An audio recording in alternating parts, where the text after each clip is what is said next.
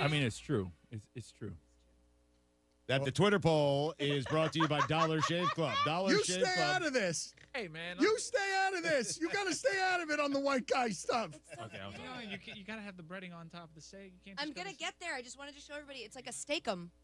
A steak. A steak-um? That's an insult. It is. That is blasphemous It against is. Hispanic culture. It's like a steak. A steak-um? It's like a steak-um.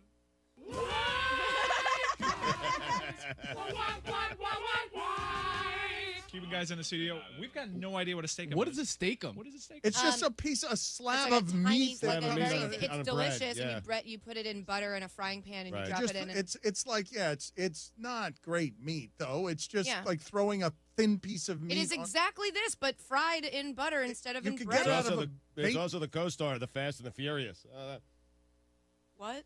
Yeah, be proud of yourself on What? the timing on that one. No, really, drinking the pride of just the accomplished It was a good comedic one. timing of yours. It was a good yeah, one. you really got in there at exactly the right time. Did you ever get the Cumberland Farms Steak-um? Have you ever gotten that, Katie? Because it is, I maintain, the greatest steak-ums of all the steak-ums. No, you make them at.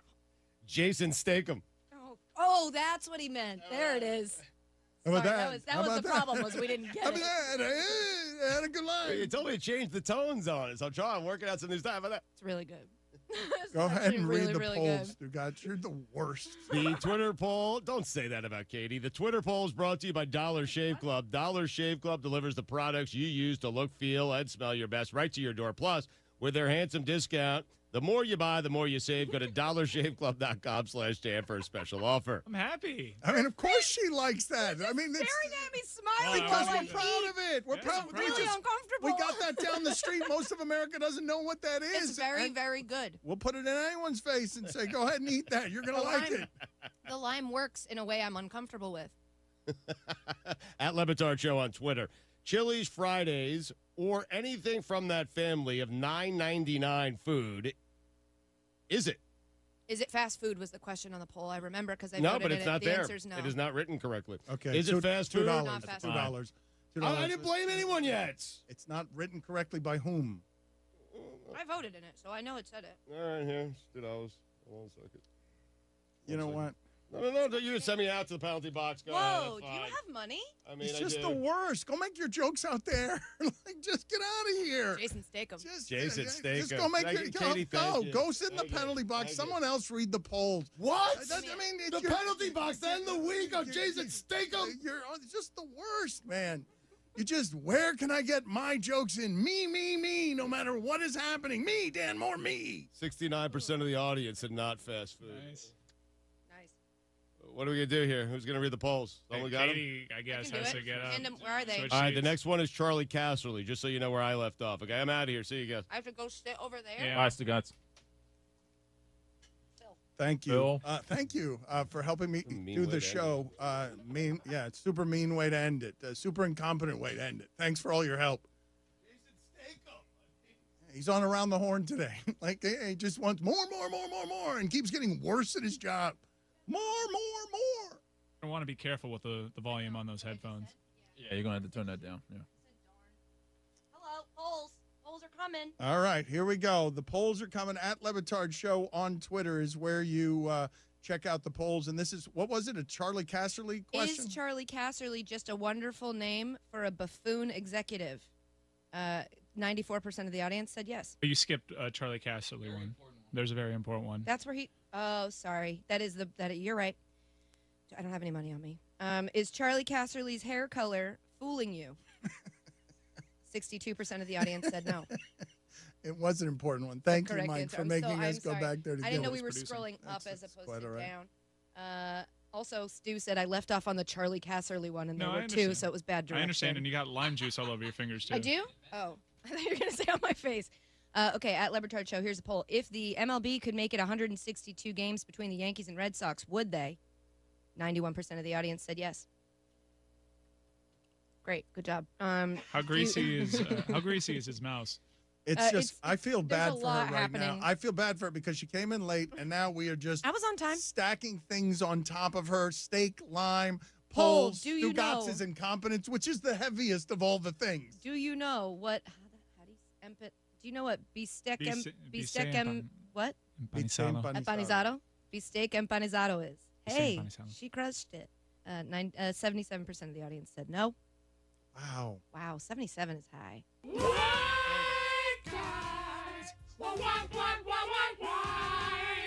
Can you eat a piece of Carvel ice cream birthday cake for breakfast? What kind of a question is that? 77% of the audience correctly said yes. One that must be asked. And then was this the last one? Heart down to your toes. Medical ailment or good thing to have? Oh, that's right, because Michael Irvin said somebody. Was it Jarvis Landry? Yeah, has a heart down to his toes. And Dwayne Wade. They both do. 73% of the audience said medical ailment. Thank you, Katie. We appreciate your help. I'm There's sorry. one more. There is one more? No, that's okay. That's my bad. Is there a more horrifying surprise than walking into a room and finding yourself just a ninja? Just a ninja. Just a ninja. That's it. You open the doors. There it is. Oh, my God. Look at what that is. It's just a ninja. 64% of the audience said no. Nothing more horrifying than that. Open up the club, Michael.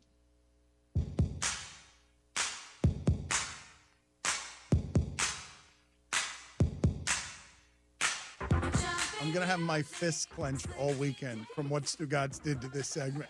Like, I'm going to come in on Monday, and you guys are going to have to pry open my fingers because at the end of the week, he just starts just being as awful as he possibly can. And he's set the bar so damn low. Anyway, first sound in the club, 50 for J-Lo.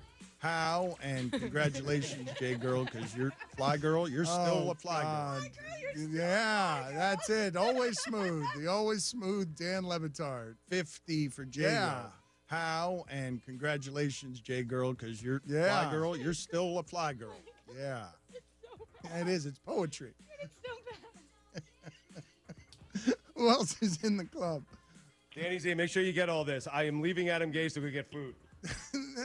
The most unprofessional person in the history of the network. He's interviewing the coach of the Jets, and he puts him on hold so he can go answer the delivery at the door. Someone's about to ring my doorbell with a delivery, and I might have to just get up and pay him real quick, and then I'll come back to you, okay? He's the worst. Who else in the club? You got a dog named Holly Berry. Is she bad or is she bougie? She's dead. Who else in the club? Listen up, Kombucha Breath. I like the cut of your jib. I mean, you could do that for the rest of the time. I poop success. Seriously, I have not pooped since 1995. Nice. Nice. Haven't had success either. Foot call, foot, fall call. Number 13, Yeltsin and Encarnacion. They were boys prior to that union. Don't you These boys, Jarvis Landry. How is that blasphemy? Because they are boys. Seriously, I have not pooped since 1995. Thank you for listening to the Dan Levitard Show on ESPN Radio. You're welcome. Bacon Fest is on at Wendy's. Wendy's sells the most bacon cheeseburgers in America, so we're celebrating with Bacon Fest and turning up the sizzle with the bacon double stack and the $5 biggie bag. Get ready for tons of hot and crispy bacon hits, like the $5 biggie bag featuring the bacon double stack, 4 nuggets, small fries, and a small drink for just $5. Only with Wendy's Bacon Fest. Based on servings among quick service restaurants over 12-month period ending March 2019. Source the NPD Group Press. Price and participation may vary in Alaska and Hawaii.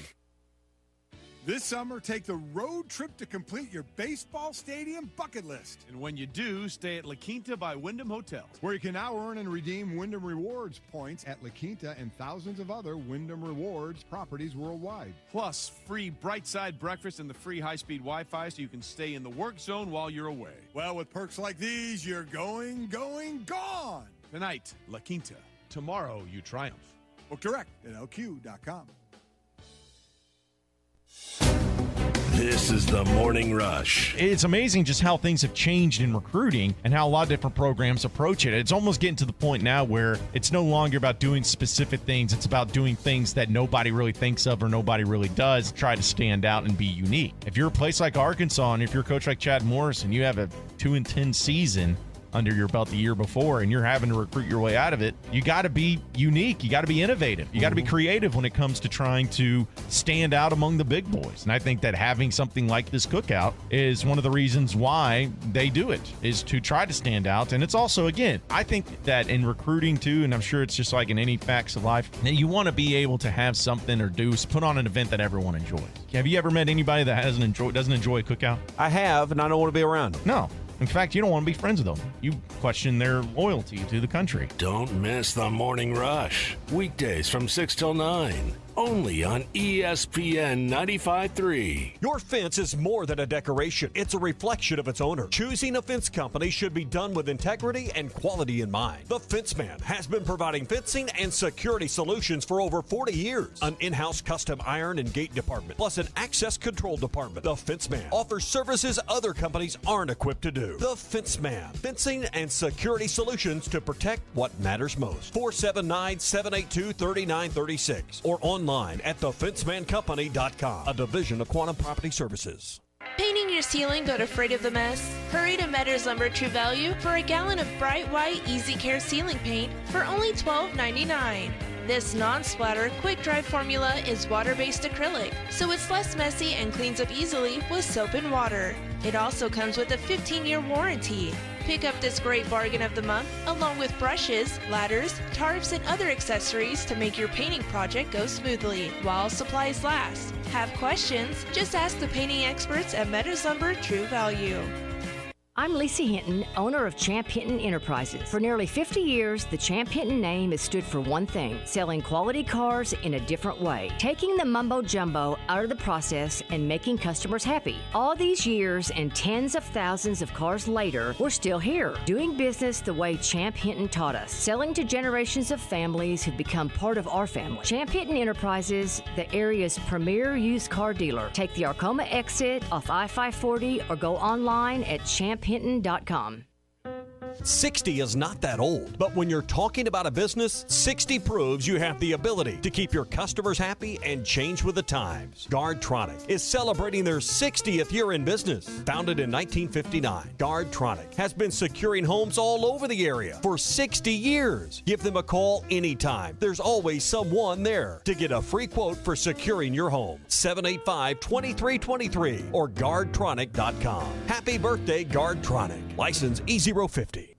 When the temperature starts heating up outside, it means summer is on its way. Let Pinnacle Telecom ease the heat with a brand new Name Your Speed promotion. That's right. Switch your business to Pinnacle's fast fiber internet and name your internet speed. Any speed, and pay just $50 per month for internet the first 3 months. If you're under contract with the other guys, no problem. Pinnacle will honor this promotion when your term is up. Check us out at pinnacletelecom.com. Offer ends soon. Some restrictions apply. ESPN Arkansas weather. Chance of isolated showers or storms today. Our temperatures this afternoon will be into the low 80s north, upper 80s further south. Chance of showers and scattered storms tonight. An overnight low in the mid to upper 60s. And Saturday, a decent chance of showers and storms, highs in the low 80s. I'm Sally Russell with your forecast on ESPN Arkansas. KNRX Paris Fort Smith. The Bud Light Countdown is on. Arkansas football begins in 29 days. Good morning, Vietnam! Broadcasting live from the Bud Light Studio. I love Arkansas! I love everything here! Give me that thing here! Woo!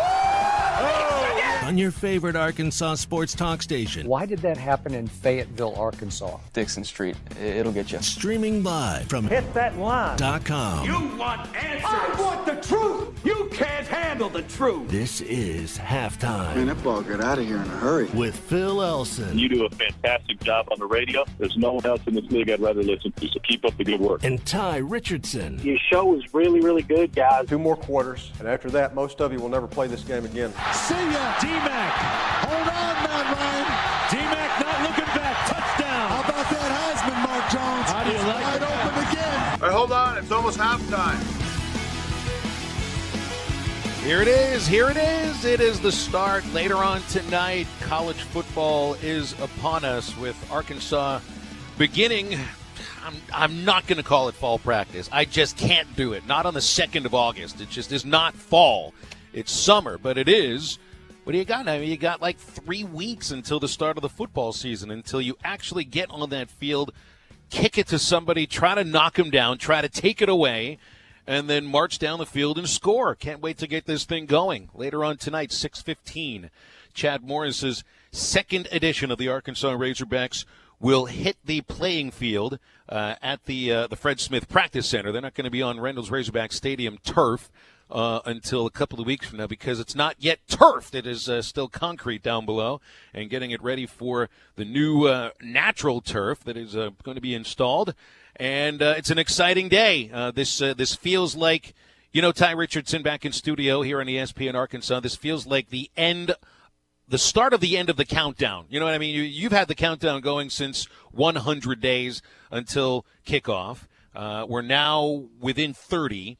And this is like the beginning of the end of the countdown, finally, and we can start to get reports on maybe some of the questions that we're going into this football season with. That makes it the end of talking season, doesn't it? And the beginning of actual football season. So throw a party, have yourself a beverage, whatever kind you want, and let's celebrate. We can only speculate. We can only throw out conjecture to a certain point before it just gets repeated dialogue over and over again. But when you have new practices, new things you're seeing, and don't kid yourselves, it's not like the media is getting to partake in the entire practice, but they are going to see a little bit. You'll get to see who gets more of the first-team reps. You'll get to see certain parts of practice, and I say first-team reps, but they probably won't show a lot of who does that because they'll probably try and keep that under wraps as best they can. But, Phil, it's the next step before you actually get to the best time of the year, which is the college football season. So I'm excited. I know you're excited. You mentioned the countdown. I threw up a Mike Woods highlight when he scored that 29-yard touchdown against Texas A&M last year when Tye Story looked like they were going to lead Arkansas to a comeback, and they ultimately fell short with an interception. But people are just gearing up towards football season. This month, the end of August, we have Arkansas football back, and you and I couldn't be happier. Well, you still have some time until then. A lot of position battles to get to. And at the top of the list, of course, is quarterback, whether it's going to be Ben Hicks or Nick Starkel. You knew it would come down to this, really, once Starkel said he was coming to Arkansas. And this is, you had a position battle at that position last year. And you could have gone into it saying, well, it's interesting because it is the most important position on the field. But it just didn't turn out to be as interesting as we might have thought, just because you didn't necessarily have SEC caliber talent at that position. And you feel like you've got a better grasp of the offense for certainly Ben Hicks, playing 2 years under Chad Morris and Joe Craddock at SMU. With Starkel, he played in a similar sort of system under Texas A&M. And he's got all of the tools, I think, that you want out of an SEC quarterback. You made an interesting point, though, Tye, as we go into this battle. And there are so many other battles to pay attention to as well. Which of the wide receivers going to start? What is your offensive line going to look like? All of the questions on defense. And really, there might be more question marks about the ability to succeed on defense than offense. But it obviously does come down to quarterback in so many situations. Nick Starkel, they had a Hog Futures on him in the Democrat Gazette a couple of weeks ago. Tom Murphy, actually it was last week, Tom Murphy wrote a nice piece about it. And, Starkel comes off as being refreshingly honest. Anybody that wears a Justin Bieber T-shirt under his uniform and then tweets it out, I think is going to be honest, because that's usually going to invite some criticism from certain areas of fandom in college football. And he says he and Ben Hicks are not buddy-buddy. I think he might have also boiled it down to the thought that just because there's one quarterback on the field at any time, that usually there isn't that buddy-buddy feel for quarterbacks. But I think you could see some other situations where quarterbacks that are in competition, or at least one that took a job from another, are still friends. And you kind of wonder if that's going to be the case at all between Ben Hicks and Nick Starkel. And then you made a good point, Tye, about the ability perhaps of this position battle, maybe at some point, splitting the locker room, not just during camp or practice, But even once the season gets going, because both of these quarterbacks, both you and I agree, they're both going to be on the field early in the season to see what they can do. And at some point in time, I think there might be an altercation or a verbal altercation that will go on. And I can only just throw that out there, just assuming that might happen. But it was interesting. Nick Starkel put out a video of him and Trey Knox, and I can't remember who the photographer and the videographer that put out the video. I think it was one of Nick's friends, but he put that on his social media yesterday, and it's just him and Trey Knox. And wide receivers have their own relationships with quarterbacks. Some like how they throw a ball better. Some offensive line like the cadence of one quarterback compared to another. I remember talking to Tyler about this. He felt like Jarius Wright had a better relationship with Ryan Mallett than he did him, and yet Jarius had his most successful season when Tyler was throwing him the football. So it's kind of weird how that works. They may be buddy-buddy off the field, but it not necessarily translate to the field like you think it would. Think about Tua Tagovailoa and Jalen Hurts. Now, I don't know the complexity of that relationship, how that was like, but you have Tua essentially taking the game over for Jalen in the second half 2 years ago in that national championship game, and then getting the starting job the following fall, and then Jalen taking it back after Tua goes down injured in the SEC championship game against Georgia. That relationship, I can't imagine. Now, I could be completely off base on this, Phil, but I can't imagine them being the best of friends when they are dueling day in, day out to take each other's job. Now, there may be a mutual respect for one another, which you hope that Starkel and Hicks have. But, Phil, you can't tell me these guys who are trying to be the starting quarterback for an SEC school are going to be the best of friends. That just doesn't make sense. And you hope it's not that way, because then there might be a loss of competition. You don't want these guys to be enemies, but you don't want them to be friends either. You got to kind of find a line in between, and it might be blurred sometimes. I think there's the idea of like healthy competition in a team setting, and Yeah. you see this, in every sport that's team based. There's going to be competition for playing time. Certainly when it comes to football, which is much more of a position specific sport.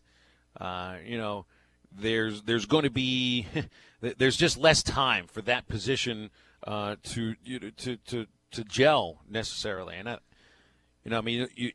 what you don't want, I think you want the healthy competition. You don't want the locker room necessarily taking sides to where it is split openly. This is not a team that can survive not an open fight. The word fight isn't necessarily what I'm looking at, but just a schism that really does split the locker room. I mean, you want somebody to clearly be the winner of this quarterback battle, and you can even look what happened a couple of years ago with Starkel and Kellen Mond at Texas A&M. I don't know if it split the team, but Starkel, it felt like it was a pretty close battle. Everybody we've talked to from Tex Ags about this battle said, it was as close of a battle as you could have seen. I don't think it split the locker room, but obviously Starkel took it pretty personally and told Jimbo Fisher exactly that. You want whoever loses that battle to take it personally. I think as fans, as media members, you want it to be clear cut. And I think if you're the team itself, if you're the wide receivers, if you're the offensive line, you'd like it to be clear cut. And I think it eventually going to be clear cut. Ben Hicks probably is the starter at the beginning, and I think that's because of a comfort level with the offense. But from everything that we're reading about, the ability to go downfield, maybe even the ability to work your way out of pressure here and there when you're pressured in the backfield, I still think it's going to be Nick Starkel that will be the clear-cut favorite at some point early this season. So you mentioned the Texas guys, and who we're referring to is both Gabe Bach, who hosts a radio show from 8 to 11, and then Billy Lucci, who's their main football writing guy. And they both spoke to the mutual respect that they had for Nick Starkel sticking the season out, staying there, similar to what Jalen Hurts did. Now, he didn't really get a chance to redeem himself like Hurts did in the SEC championship game this past year, but they had a lot of respect for a guy that stood in there the entire season while knowing he probably wasn't going to get to play unless Kellen Mond went out. And let's talk about Kellen Mond and Nick Starkel for a sec. I think every single national person, local person, and really anyone we've talked to about the quarterback battle, Bill, has said two things.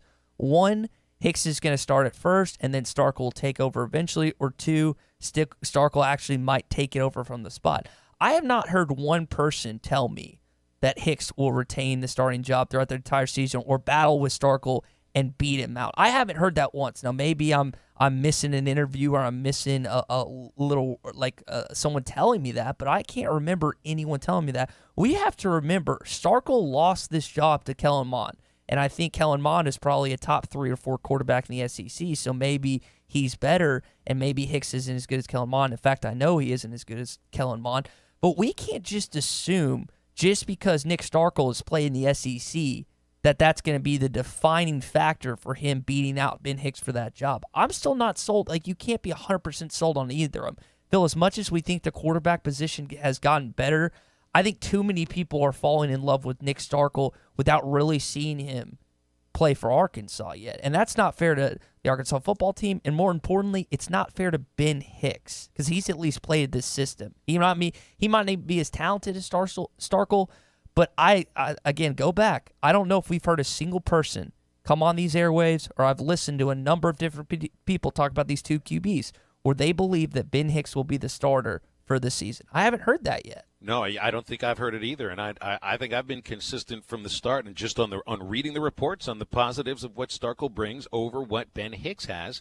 Arm strength, ability to fit the ball into a tighter window. Just sounds like, and I haven't watched him enough to really, generate an opinion out of my eyes, but from everything you hear, everything you read about him, he just seems like there's more of an accurate arm, more of a deep ball threat than with Ben Hicks. And the Hicks coming over as a grad transfer had the feeling of like a placeholder quarterback for 1 year to be able to run the offense the way that Chad Morris and Joe Craddock want it to be run. And again, you got 3 weeks if you're Nick Starkel now to show that arm strength and that better accuracy that we've heard about and read about is actually something that's tangible right in front of the eyes of the coaches who will be making the decision. But even with all that, with the idea that the quarterback position is better, you're going to need a better offensive line by far. And replacing 3 out of 5 starters is going to put you in a position where there's just not a lot of experience. There's one of the least experienced. It is the least experienced offensive line in the SEC. That's coming off a team that was 0-8 in conference last year. So the quarterback position is a step up, no doubt. Your wide receivers probably are a step up from last year, no doubt. Your running backs are good. You're pretty good at tight end. Hudson Henry's going to step up this year. Grayson Gunner might actually have a good year. You got C.J. O'Grady already. It comes down to that offensive line to give these guys the opportunity to make those plays. And to me, that's the biggest question mark on offense. Who are your starters at each of those positions? Can Colton Jackson stay healthy? I know we're reading that Ty Clary has the snap problem down. How do you know that he's got the snap problem down? They haven't played a game yet. He still could have the same problems once you're under the lights. Offensive line isn't just a question mark. It's a series of question marks, like an ellipse of them. It's the ultimate question mark. And if you want to get on the conversation, be sure to call or text in the Cherokee Casino hotline, 877-377-6963. Phil, when you were talking about the offensive line, I looked this up because I wanted to make sure I was absolutely correct on this before I put it out on the airwaves. And I thought I was right when I initially remembered. You're fact-checking. You're not supposed to do that on this show. This is just flat-out opinion and usually wrong information. Nick Starkel has one SEC win. Ole Miss in 2017. So this idea, this convoluted idea that this guy has played in the SEC, guy has one win. And I'm not trying to bash the guy. I'm not trying to put all this expectation on him.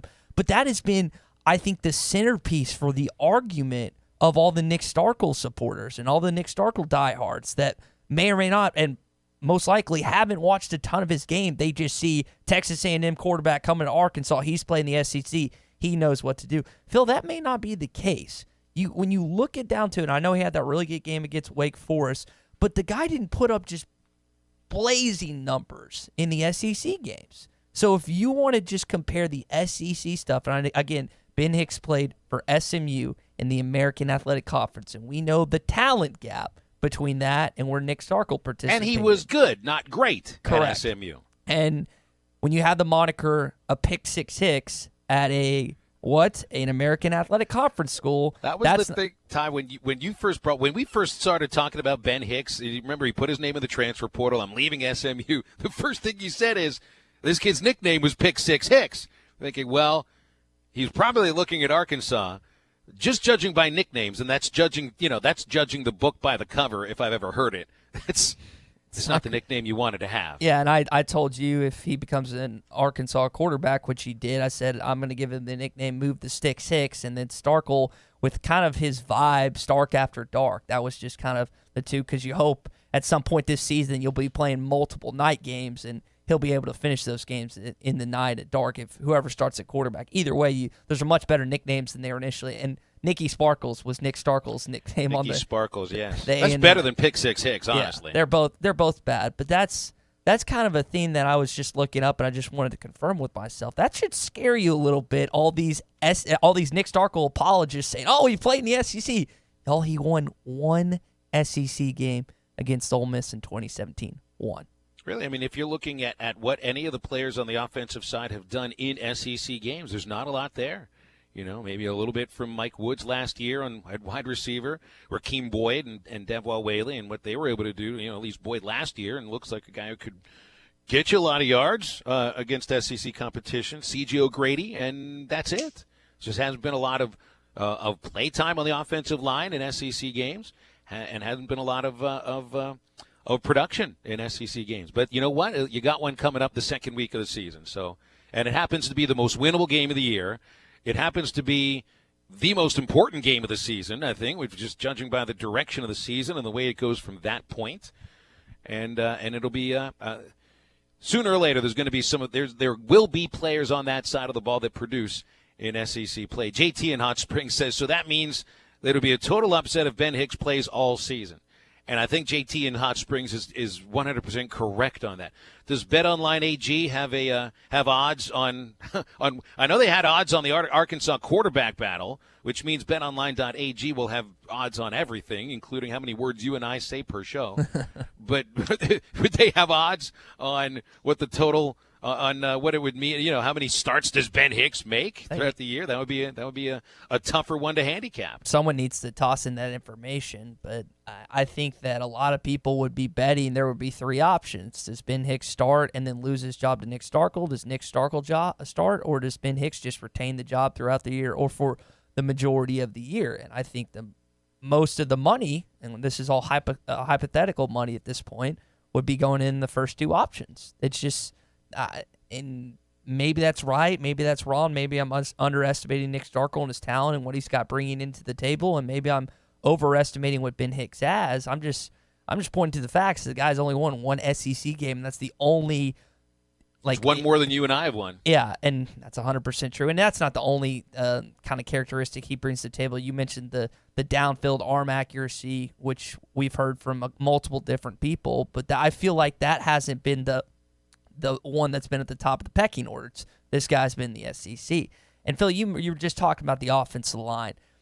I'm not 100% going to jump on or against, and maybe not even 100%, until Arlington. Because Ole Miss's defense in week 2, regardless of what you think about them as a football team in the SEC, their defense is not good.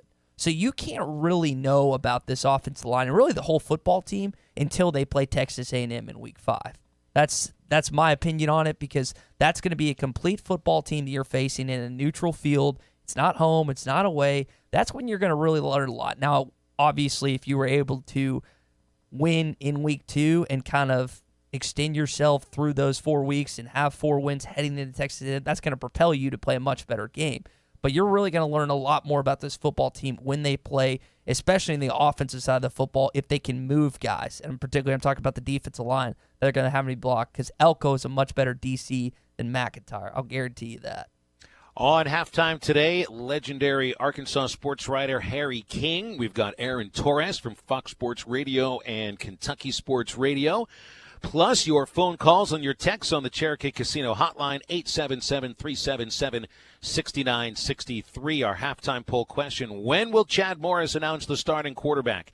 And it is lunchtime, so go over to Hardee's for the Charbroiled Double Deal for $2.49 each. You'll get your choice of the double cheeseburger, the new bacon cheddar double, or backed by popular demand, it's the Hardee's Classic. Double the beef, triple the options, Hardee's, because it tastes better. We'll come back on halftime on ESPN Arkansas and hitthatline.com. A show that lives up to the hype. You're listening to Halftime.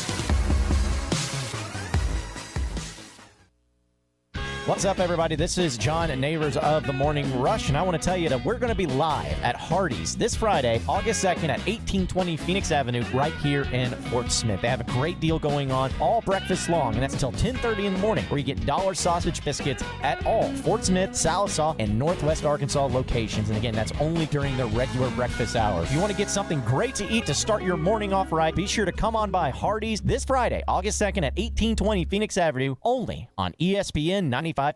Are you looking for a new place to call home? Whether you're looking for an apartment, duplex, townhome, or a house, Trinity Multifamily has you covered. They even have options in surrounding states, from Texas to Michigan and Kansas to Tennessee. If you're looking for a new place to call home, make Trinity Multifamily your first call at 479-452-1817. That's 479-452-1817. Or online at trinitymultifamily.com to search rental properties near you. I want barbecue that's sliced thick, smoked long, and so tender it melts in your mouth. Sides that will fill me up like a twice-baked potato, baked beans, hand-cut fries, okra, Texas toast. You know what I'm talking about? A restaurant where the whole family can go and get a great meal for a great price.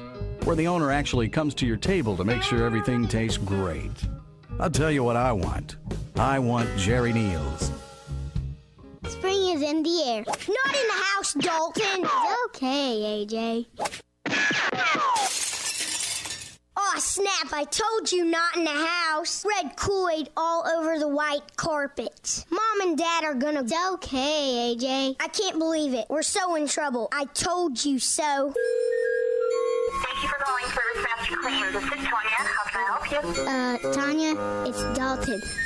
For the clean you expect and the service you deserve. Think Service Master Clean. Visit us online at smcleanonline.com. Got a mystery stain on the carpet and the kids insist they don't know what it is? Or you're just ready to give the house a good spring cleaning? Call Service Master Clean at 646-4087. Call today for spring specials. Service Master Clean. For the clean you expect and the service you deserve.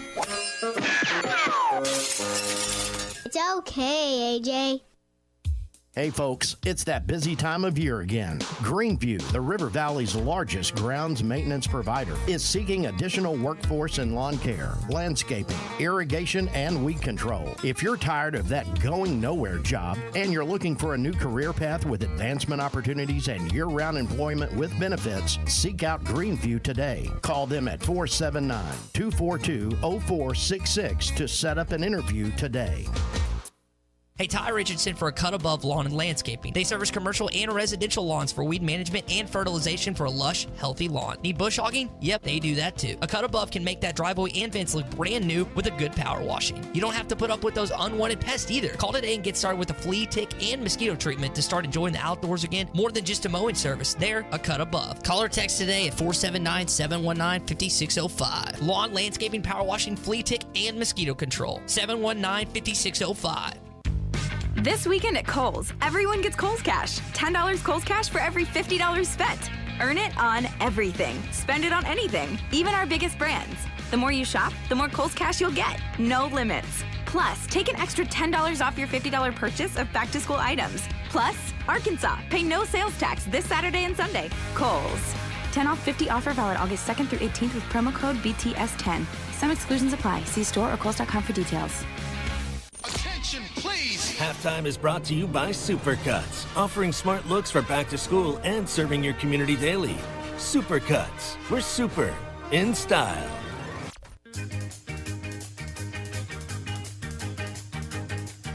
You're listening to Halftime with Phil Elson and Tye Richardson. McFadden.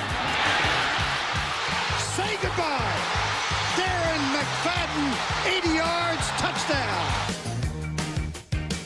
I'll tell you what, ESPN College Game Day knew exactly what they were doing when they put out a list of, well, first they started with their hosts from College Game Day and called them experts, which I think they are.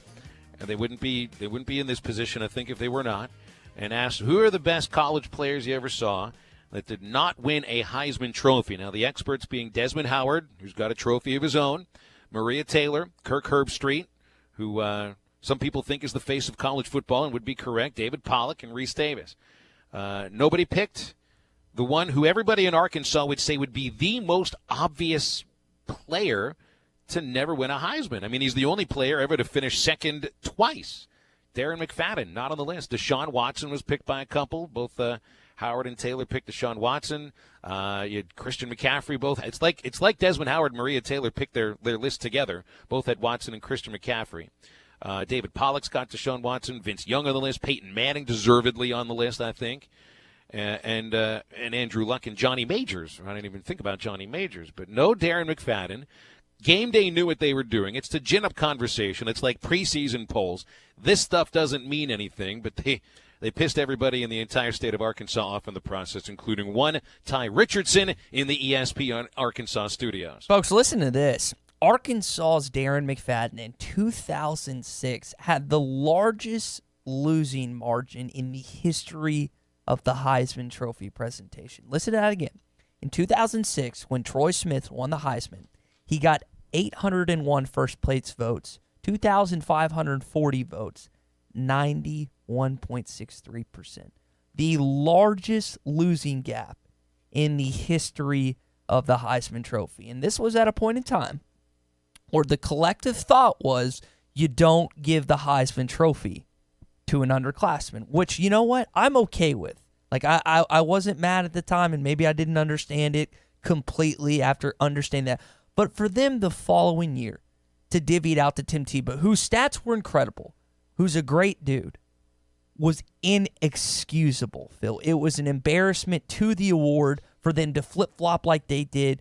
And the guy that won the Doak Walker twice, and I think he's only one of two players to ever do that, the largest losing margin ever in the Heisman Trophy presentation. Now, there are a lot of fans ticked off, regular Arkansas fans. Chris Mortensen, whose son... At least he put McFadden. Yeah. You knew Mort would come out with McFadden. Yeah, who, if y'all remember, Alex Mortensen, Chris's son, played with Arkansas's Darren McFadden. He put Peyton Manning, Brady Moss, and Darren McFadden. Obviously, Ronnie Brewer, Clint Sterner, both said McFadden, Arkansas alums. Vince Young is the guy that I think also belongs in this conversation based on what happened with Reggie Bush and that he never won that. You think about Leinart won in 2004, Bush won in 2005, but a lot of fans are ticked off about Darren McFadden, and me doing a little research, finding that was just it just ticked me off even more. There's like nothing you can do about it, but now that I see the losing gap, I'm just like, this is just the Heisman Trophy in the NCAA, just a middle finger to this guy who deservedly should have won the Heisman Trophy one of those years. Well, look, and I mean, Sporting News put out a list of their own of the 12 greatest players in college football to never win a Heisman, and it's difficult to argue with any of these. I mean, Peyton Manning, no doubt about it. I mean, a 4-year starter with the records he set at Tennessee, he belongs on that list. Jim Brown, Jim Brown didn't win a Heisman Trophy more or less because he was black, and there wasn't an African-American Heisman Trophy winner until Ernie Davis, a few years after Brown had already been running over NFL linemen with the Cleveland Browns. Look at John Elway, Adrian Peterson. These are legitimate guys that could have won a Heisman Trophy. But there's a big but.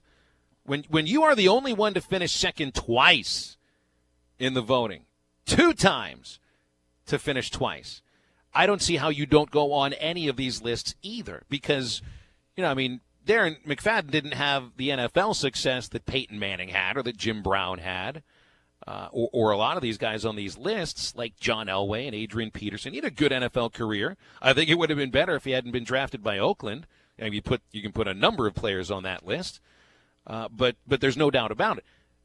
Darren McFadden belongs on the short list of greatest players to never win a Heisman Trophy and got screwed in the process. 100%. And he didn't get to play Tim Tebow in 2007, but they did play in 2006, and Tebow got that nod, and that was more of Chris Leak doing that, not really as Tebow. But it's the fact that the result and the voting and the how you voted was changed during those 2 years that I think irritates more Arkansas fans. If he had run up to Troy Smith, because it's hard for me which Heisman he deserved more. His statistics were better in 2007, but Tim's were just incredible that year. But again, he was an underclassman at the time. He probably had more impact on his football team than Troy Smith, and I loved Troy Smith growing up. And then all of a sudden I hated him because of what happened to Darren McFadden. And so it's hard to kind of distinguish which Heisman Trophy, either in 2006 or 2007, or he deserved more.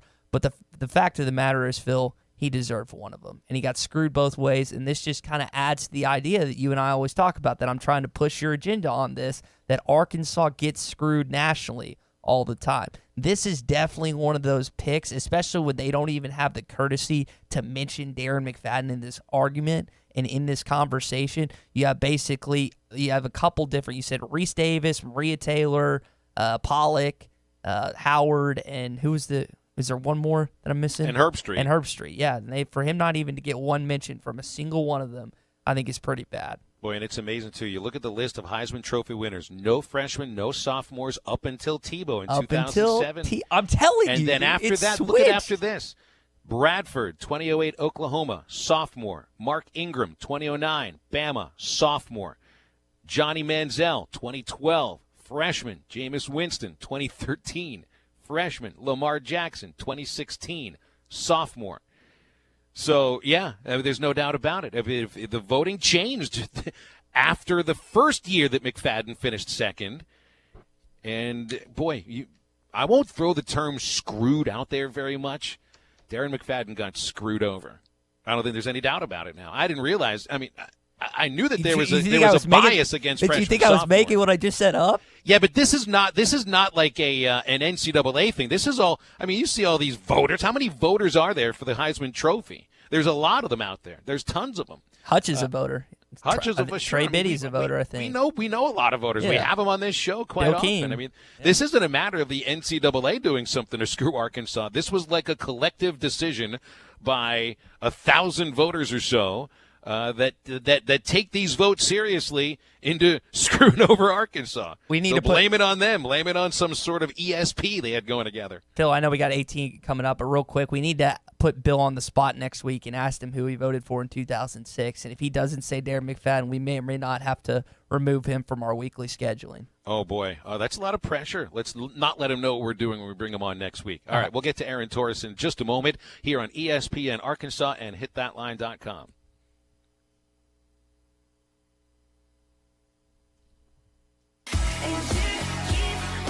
No hidden agendas on this program. You're listening to Halftime.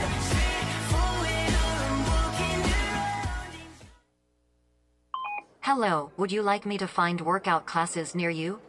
There are no stores that sell glasses within 10 miles of your location. There's enough artificial in the world. That's why Michelob Ultra is brewed with no artificial colors or flavors. With just 95 calories and 2.6 carbs, superior light beer. Enjoy responsibly. 2019 Anheuser-Busch Michelob Ultra Light Beer, St. Louis, Missouri. 95 calories, 2.6 grams carbs, 0.6 grams protein, and 0.0 grams fat for 12 ounces.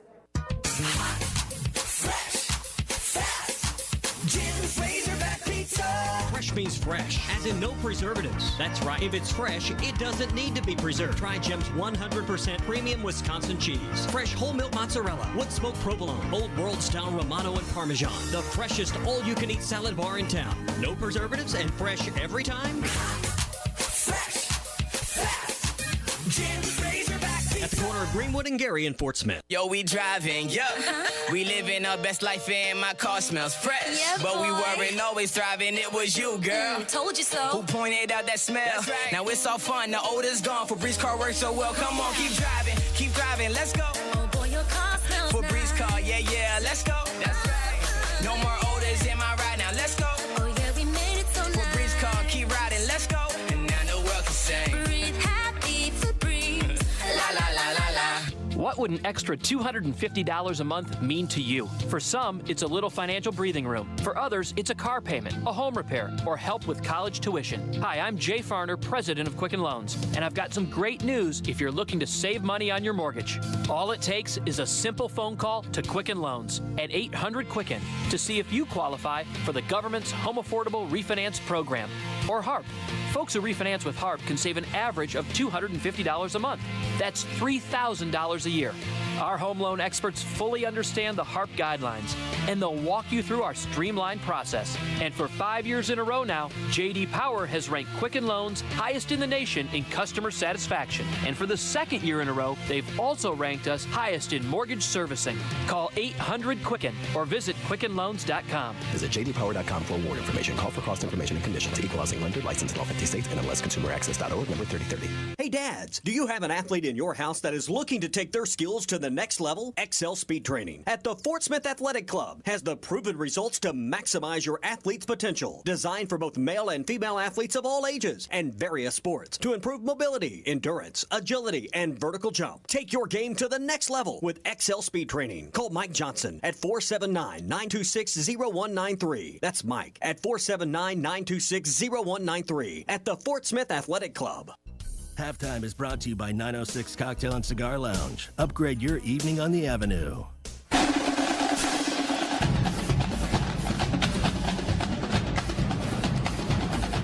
You're listening to Halftime with Phil Elson and Tye Richardson. Jones looking, steps, throws to the end zone.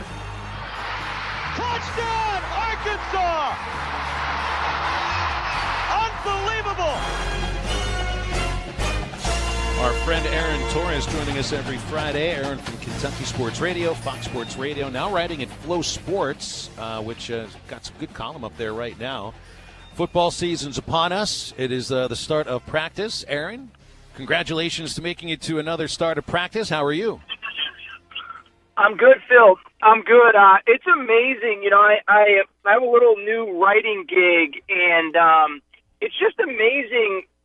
College football, you know, we get so wrapped up in it once it starts, but the off season is so long, and there's so many things that happened last season that you just kind of forget were things, you know, like I don't know, I'm trying to think off the top of my head here, but like you know, the LSU Texas A&M 7 overtime game. Oh yeah, that was like a huge thing that happened.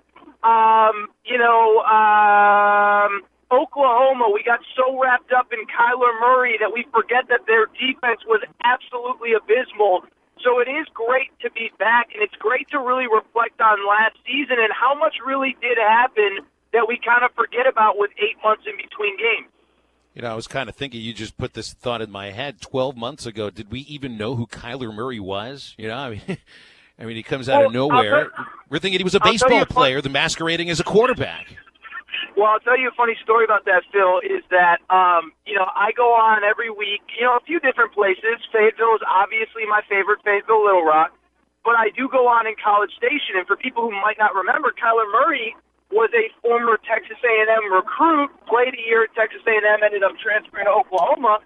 But I remember having this conversation in College Station last year. I don't think it was kind of, you know, salt in the wound for them or anything, but we said Oklahoma's replacing a Heisman Trophy winning quarterback with this guy that's like 5'8" and really looks like he could get killed at any moment on the field. And I don't mean to make light of, you know, whatever, but I remember being like, why is everyone so excited about Oklahoma? Like, Baker Mayfield was unbelievable, and from what I remember about Kyler Murray at Texas A&M, I don't know that he can adequately replace Baker Mayfield. And so, of course, 4 months later, we learned that he not only can adequately replace him, but that statistically he was maybe even a little bit better. So it shows you, Phil, it's amazing what a difference a year can make. And again, it's amazing how quickly the narratives can change once the season actually kicks off. So here in Arkansas, we're all excited about the idea of a quarterback battle between Ben Hicks and Nick Starkel.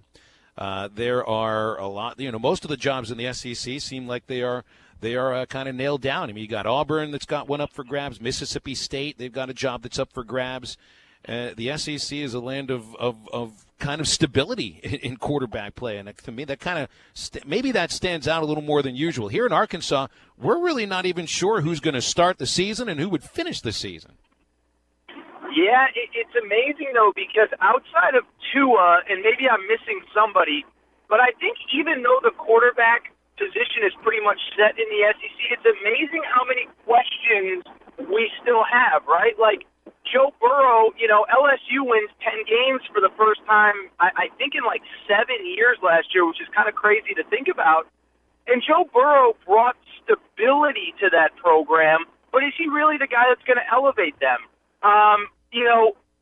Kellen Mond at A&M. Jimbo Fisher has a track record of putting all his quarterbacks into the first round, and Kellen Mond does not look like that guy right now. Can Jimbo Fisher make the next step with him? Felipe Franks at Florida. It's just incredible. I probably should mention Jake Fromm along with Tua as really established, not only guys, but really kind of superstar caliber guys. But what's incredible is that usually when you have stability at quarterback, it's because guys have really proven themselves. But even the guys that have won 8, 9, 10 games in a season, I think we still have a lot of question marks, like I said, with the Joe Burrow, with the Felipe Franks, guys like that. So, Aaron, we were talking Heisman stuff before you came on, and before I get into the Darren McFadden and other players that got screwed over and didn't win the Heisman question, you mentioned Felipe Franks. The guy's I think 6-1 to win the Heisman Trophy this year, and I know Dan Mullen's a quarterback whisperer, but are you a buyer that Felipe Franks is a true Heisman Trophy contender? It's a great question, Ty. I'm not, and I think that's what it is. I think it's an indictment and a testament, really, is maybe a better word, to what Dan Mullen can do and what he has done in the past. And that was the big thing. Kind of been reflecting back on last season. We all kind of, when we have time to kill on air, you guys 2 hours a day. Me with my podcast and my radio show. We all say a lot of stuff, and some of it ends up being right, and some of it doesn't. But that was one that I definitively just whiffed on. Was I don't think that I realized how good Dan Mullen was during his time at Mississippi State, maybe how easy he made it look to win there. And so I bring that up because I just feel like as I sit back and reflect, it was an incredible first year for Dan Mullen. And to your point, Ty, I think this is all kind of a testament to maybe just how good of a quarterback coach, a head coach that Dan Mullen is, and the fact that he puts all of his quarterbacks in position to have success. I think those odds are a little long. I don't think that I would necessarily bet it, but I do think it speaks to how good of a coach Dan Mullen is. So we're speaking with Aaron Torres on the Cherokee Casino Hotline here on Halftime. Aaron, before you came on, we're talking about players that didn't win the Heisman Trophy that probably should have. Names got tossed out there like Vince Young. I know a lot of College Game Day people put out Deshaun Watson, Christian McCaffrey, obviously close to home. Darren McFadden is the guy that fans are going to cry out that should have won the Heisman Trophy. And a little tidbit for you. I was telling Phil this. Darren McFadden in 2006 has the largest losing gap in Heisman history when it comes to votes and percentage. Aaron, of all the guys you've watched over the years, who do you think was most deserving of the Heisman Trophy that didn't ultimately win it? Well, I'll tell you this. The guy that's immediately coming to mind right now, and again, I think it's been forgotten, is Tua Tagovailoa. And I know it was only last year, and I know that it's recency bias or whatever. But I was talking about this actually on my own podcast over the course of this week, is that, in sports, sports are so kind of covered and over-covered that I don't think there's a lot that genuinely really surprises me anymore, right? Like the 5-star quarterback is set to commit and all the recruiting gurus kind of know where he's going to go, and they're all saying, yeah, they won't say that it's going to be Clemson, but bet the house on Clemson, things like that. And so I bring that up because Tua last year, I think because Kyler was the number 1 overall pick in the draft, I think people forget how shocking it was that Tua Tagovailoa did not win the Heisman Trophy last year. The fact remains that this guy, Kyler, we talked about a minute ago, what he brought to Oklahoma last year, but he was plugged into an offense that had the reigning Heisman Trophy winner. Alabama as a program completely changed what they do on offense because of Tua Tagovailoa. I just think I think because Kyler became such a talking point in the NFL draft, and because he went number 1 overall, I think we forget how shocking it was on that first or second Saturday night in December when Kyler Murray was hoisting up that trophy. I don't think until like a week before the Heisman ceremony anyone thought it was even possible that anyone other than Tua could win it, and then it was shocking that he did win it. I don't know if he's the most deserving that didn't win it, but I'll be honest, in this era where we kind of know what's going to happen before it happens with stuff like the Heisman, that was just absolutely shocking to me. Phil, I remember doing a show, I believe, the following Monday, and there was that graphic put out there of, like, the people that had voted, and the majority that had voted for the Heisman Trophy at that point had voted for Tua. But what happened was, if you remember, guys, the SEC championship game, he gets injured, Jalen comes in, and then, remember, Kyler Murray, they win the Big 12 championship game against Texas, and we live in a society that's what have you done for me lately? Phil, that's exactly what happened. They saw Tua go down, which is not his fault. They saw Kyler win, and that's what ultimately led to his Heisman Trophy. You know, Aaron, we noticed that there had never been a sophomore or freshman that won the Heisman Trophy until Tebow, and then 6 of the last 12 have been won by a freshman or a sophomore. And Darren McFadden was kind of in the middle of that, you know. Second place, 2006, people not going to vote for a sophomore. Second place, 2007, you know, the whole Tim Tebow thing. So everybody in Arkansas Tebow felt one year. Who did he lose to the second year? I can't remember. Tim Tebow, right. No, but the second year. Troy Smith. Troy Smith. Yeah, in 06. Tebow in 07. Oh, come on. Come on. You're echoing. You are echoing every Arkansas football fan when you say that. Aaron, before we go, Troy Smith. I know. What is he doing right now? He's probably working out high school quarterbacks in a freaking empty field somewhere. Oh my goodness. Aaron, I know you you do your podcast with Kentucky Sports Radio. You cover Kentucky basketball pretty closely. How connected or how closely do you follow Kentucky football? Yeah, you know, listen, I mean, I've covered college football for years. I pay attention to Kentucky because they're in the SEC, and I truly believe, and I have no reason to say this other than that it's my personal belief, is that the best football in college, I don't even think it's debatable, is in the SEC. So, you know, I catch them, but, you know, listen, when you cover the sport nationally, you know, I go on every Saturday night with Arnie Spanier. We got to recap the biggest stories of the day, so I'll be honest. I'm focused on the Ohio States and Bamas and, you know, Arkansas in some years, but yeah, I follow them. But I wouldn't say I'm super plugged in or anything. The reason I ask is because it looks like it is one of the potentially winnable games on the Arkansas schedule. I mean, looking at Ole Miss, that's the most winnable game as far as SEC games go. You know, Kentucky's on the road, looking potentially Missouri, maybe Mississippi State. You know, in Kentucky, I think some people expect them to take a step back from 10 victories, but then again, you know, in the media poll, they're ranked 12th. So, I mean, maybe that's because of Mark Stoops. Maybe that's because of, a little thought of Cash Daniel. But they got a lot to replace on defense. And you wonder if Terry Wilson's a guy who can really lead the way as a quarterback without a devastating rusher like Benny Snell. Well, and that's kind of my thought, Phil, is that in reflecting back to last year, I don't think people realized how good that defense was. You know, it's almost like, you know, as I prepare for my Saturday show tomorrow, you know, a big conversation is going to be Dak Prescott and Ezekiel Elliott. And Dak Prescott is the kind of quarterback, and we loved him in the SEC, but at the NFL level, if he doesn't have everything around him, a great defense, a great running game, and Zeke Elliott, a great offensive line to protect him, you know, he's very, it's minimal in how much Dak can beat you himself.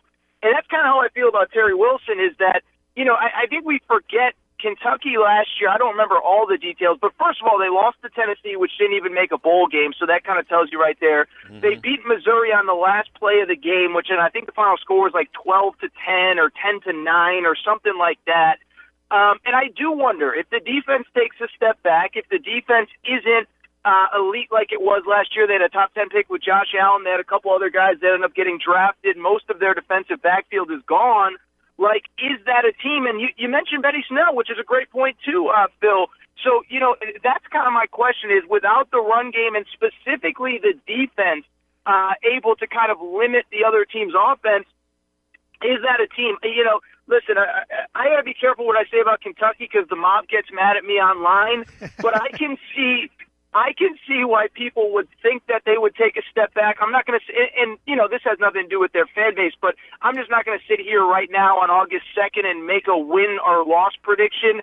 But I do see the scenario where they could take a step back because I do think a lot of things broke in their favor last year. AT, you don't mind the slings and arrows. I know you too well for that. You do not mind. No, you're right. I don't. No, you don't.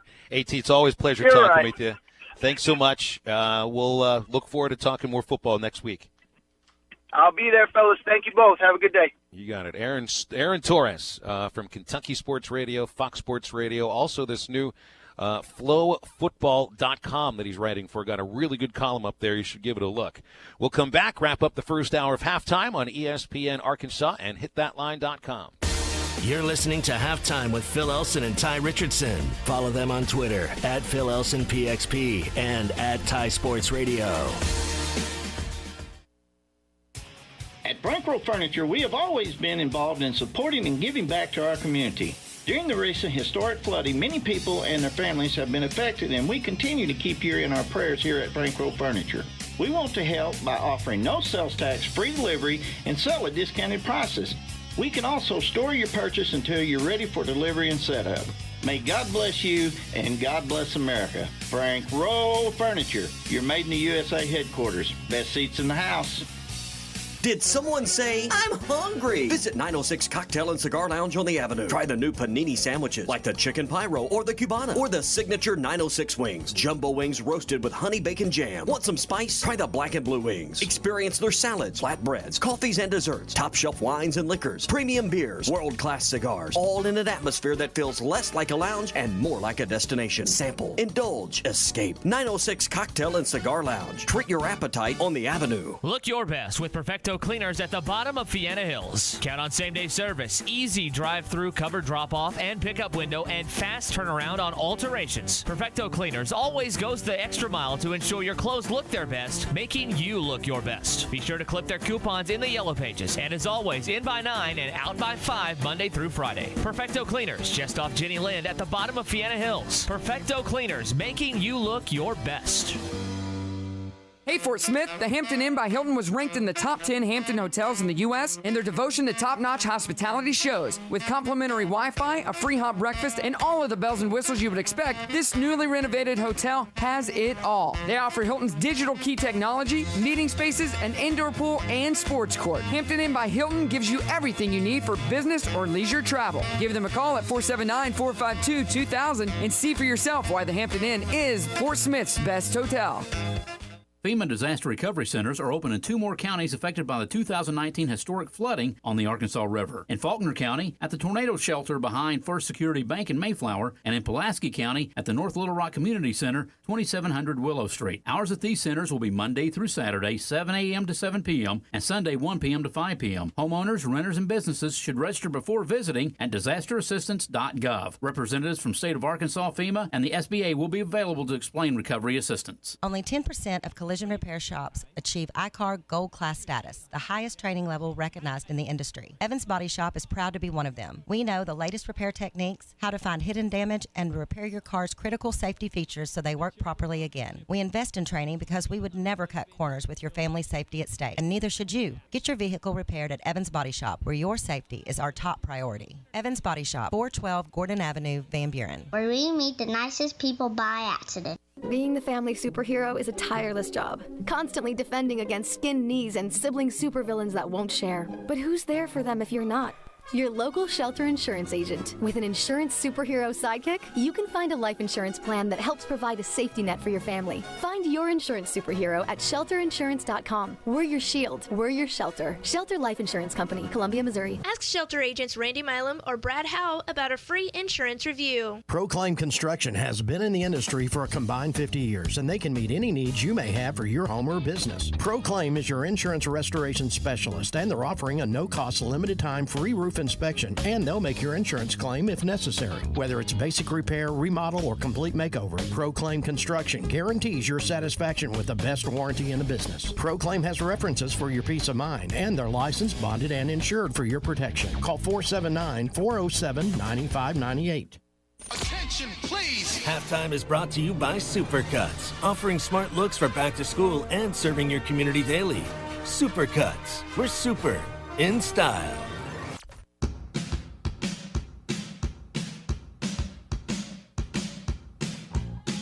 You're listening to Halftime with Phil Elson and Tye Richardson. Adams with it at the 45. Adams skipping. Adams gets outside. Watch out. Hits the sideline. To Jet. Touchdown, Arkansas. Well, we've got some evidence potentially of other schools that are doing something that I know a lot of Arkansas basketball fans would like to see, and that's the return of the slobber hog. Ty, you put on our rundown here that the Grizzlies brought back their retro Grizzlies logo, but that's from Vancouver. That's before they moved to Memphis. Correct. So it's a good-looking, ugly 90s logo. I love this Duncan Cardinal that Louisville announced they're going to put on the floor of the KFC Yum Center. I love the Pitt script logo. Pitt's been doing that the last few years, brought it back finally. What are you going to do about getting the slobber hog on the court? Chad Morris has embraced bringing back the Darren McFadden uniforms. Now Eric Musselman needs to embrace the slobber hog. If he gets in the ear of Hunter Yurachek, I'm thinking they can make this happen. Hunter Yurachek, I know you're listening. Please, for all things good and holy, bring back the slobber hog. I think the slobber hog is holy to you, Ty. It's holy to a lot of fans, man. A lot of fans. Pray and kneel to the slobber hog, my friend. Back for the second hour next. ESPN Arkansas. HitThatLine.com. This time of year is hectic, and we know you have things to do and places to be. Southern Tire Mart can help you get there and save you money on America's most trusted brands like Michelin and B.F. Goodrich. Take advantage of our $29.95 oil change, which includes a 27-point vehicle inspection. Come see us at Southern Tire Mart just off I-540 at exit 14 in Fort Smith today for quality Michelin and B.F. Goodrich tires and the best-in-class service. Get where you need to be with Michelin, B.F. Goodrich, and Southern Tire Mart.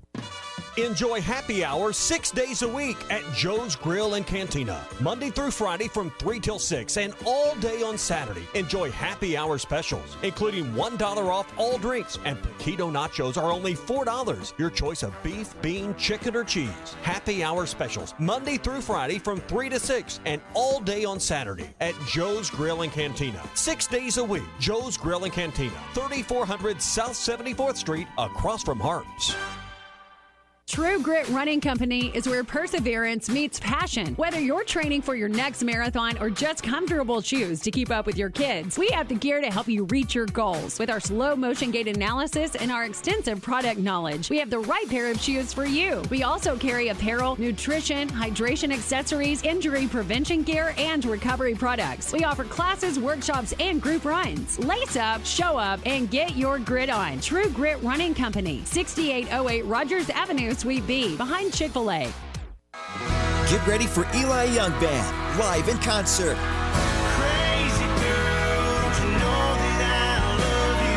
Saturday, August 3rd at Magic Springs in Hot Springs, Arkansas. Concert begins at 7 p.m. Don't miss Eli Young Band at Magic Springs, Saturday, August 3rd.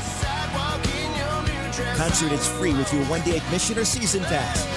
Get yours today at MagicSprings.com or at Kroger.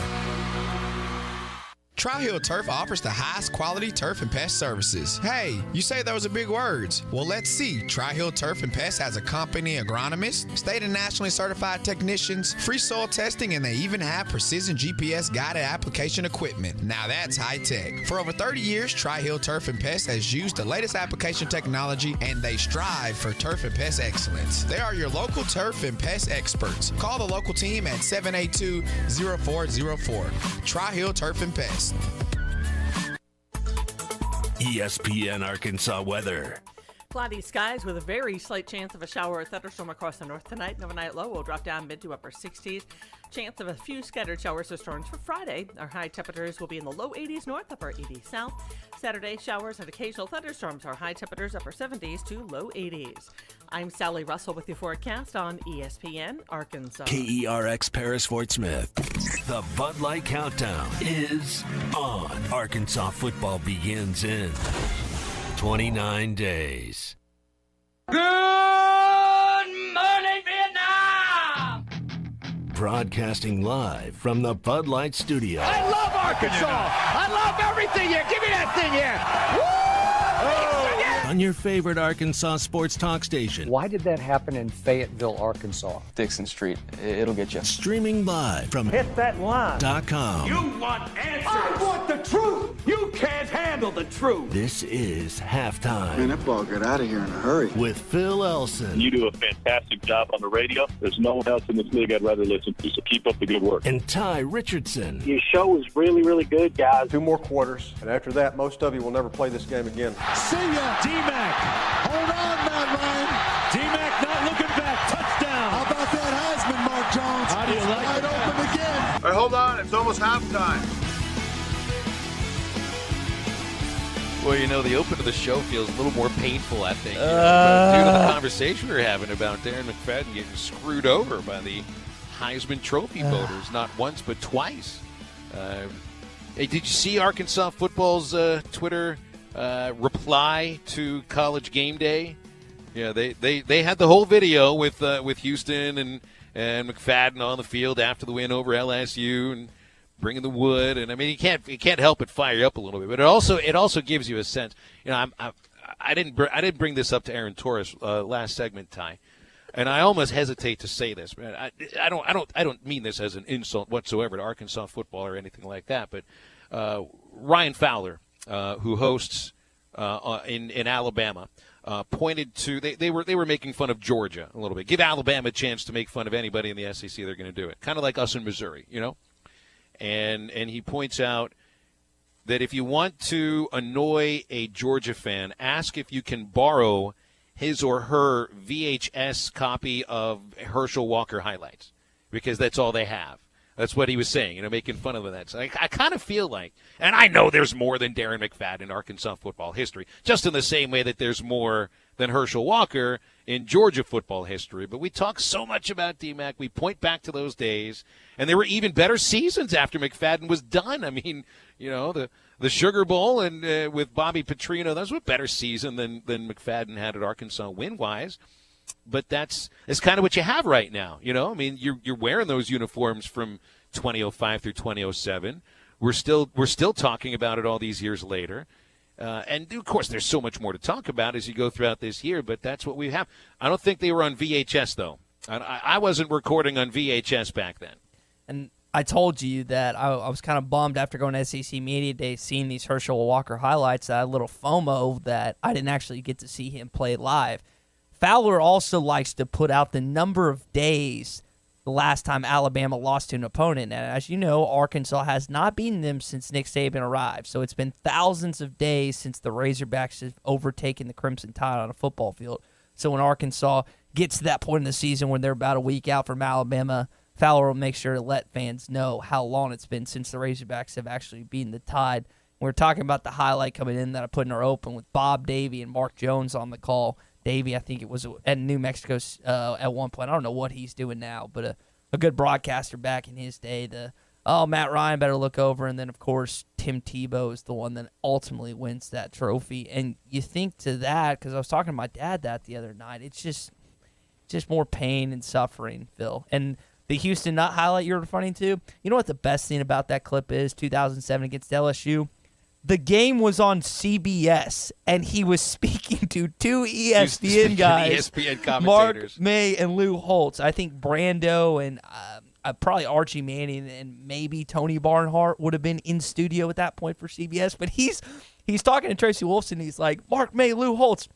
She must be like, they're on the other network, buddy. This is CBS. But luckily she didn't say anything, and that's why we have that fantastic clip that we still replay today. By the way, Tim Tebow still can't hit a baseball. He's on the injured list at AAA with the Mets, 163 batting average with 98 strikeouts against 39 hits. If his strikeouts were hits, he'd be hitting 410. I think Darren McFadden could take the wood that he had from that interview, the bat he was holding, and hit maybe 163 at AAA too. I think I would agree with you on that, but I don't know if we'll ever know. I have a little FOMO. I never got to watch Darren McFadden play baseball. I don't even know if he ever did, but I knowing his athletic ability, I think he could hit around 100 at AAA.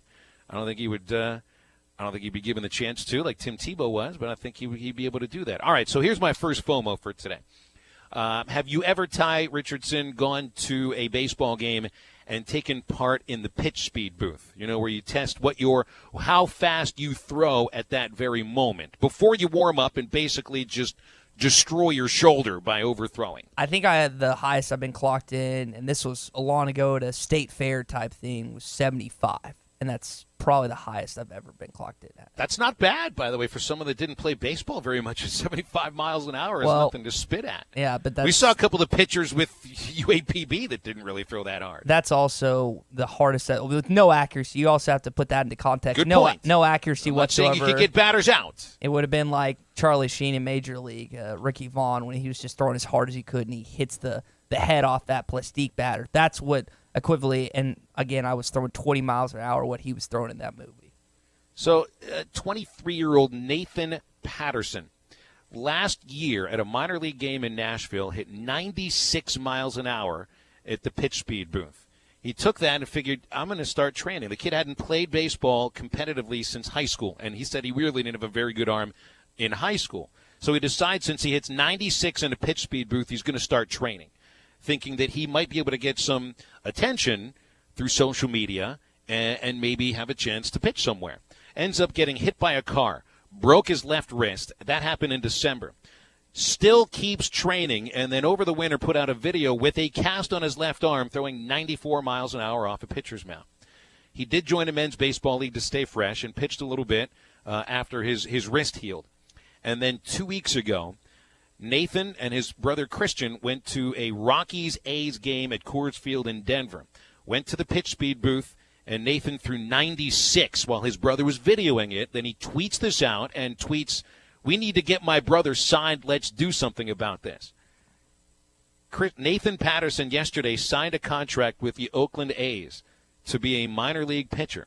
This is without ever pitching in college, without ever being a prospect, so to speak, in high school. It's been like 5 years since he ever pitched in a game that you would say this is a baseball game.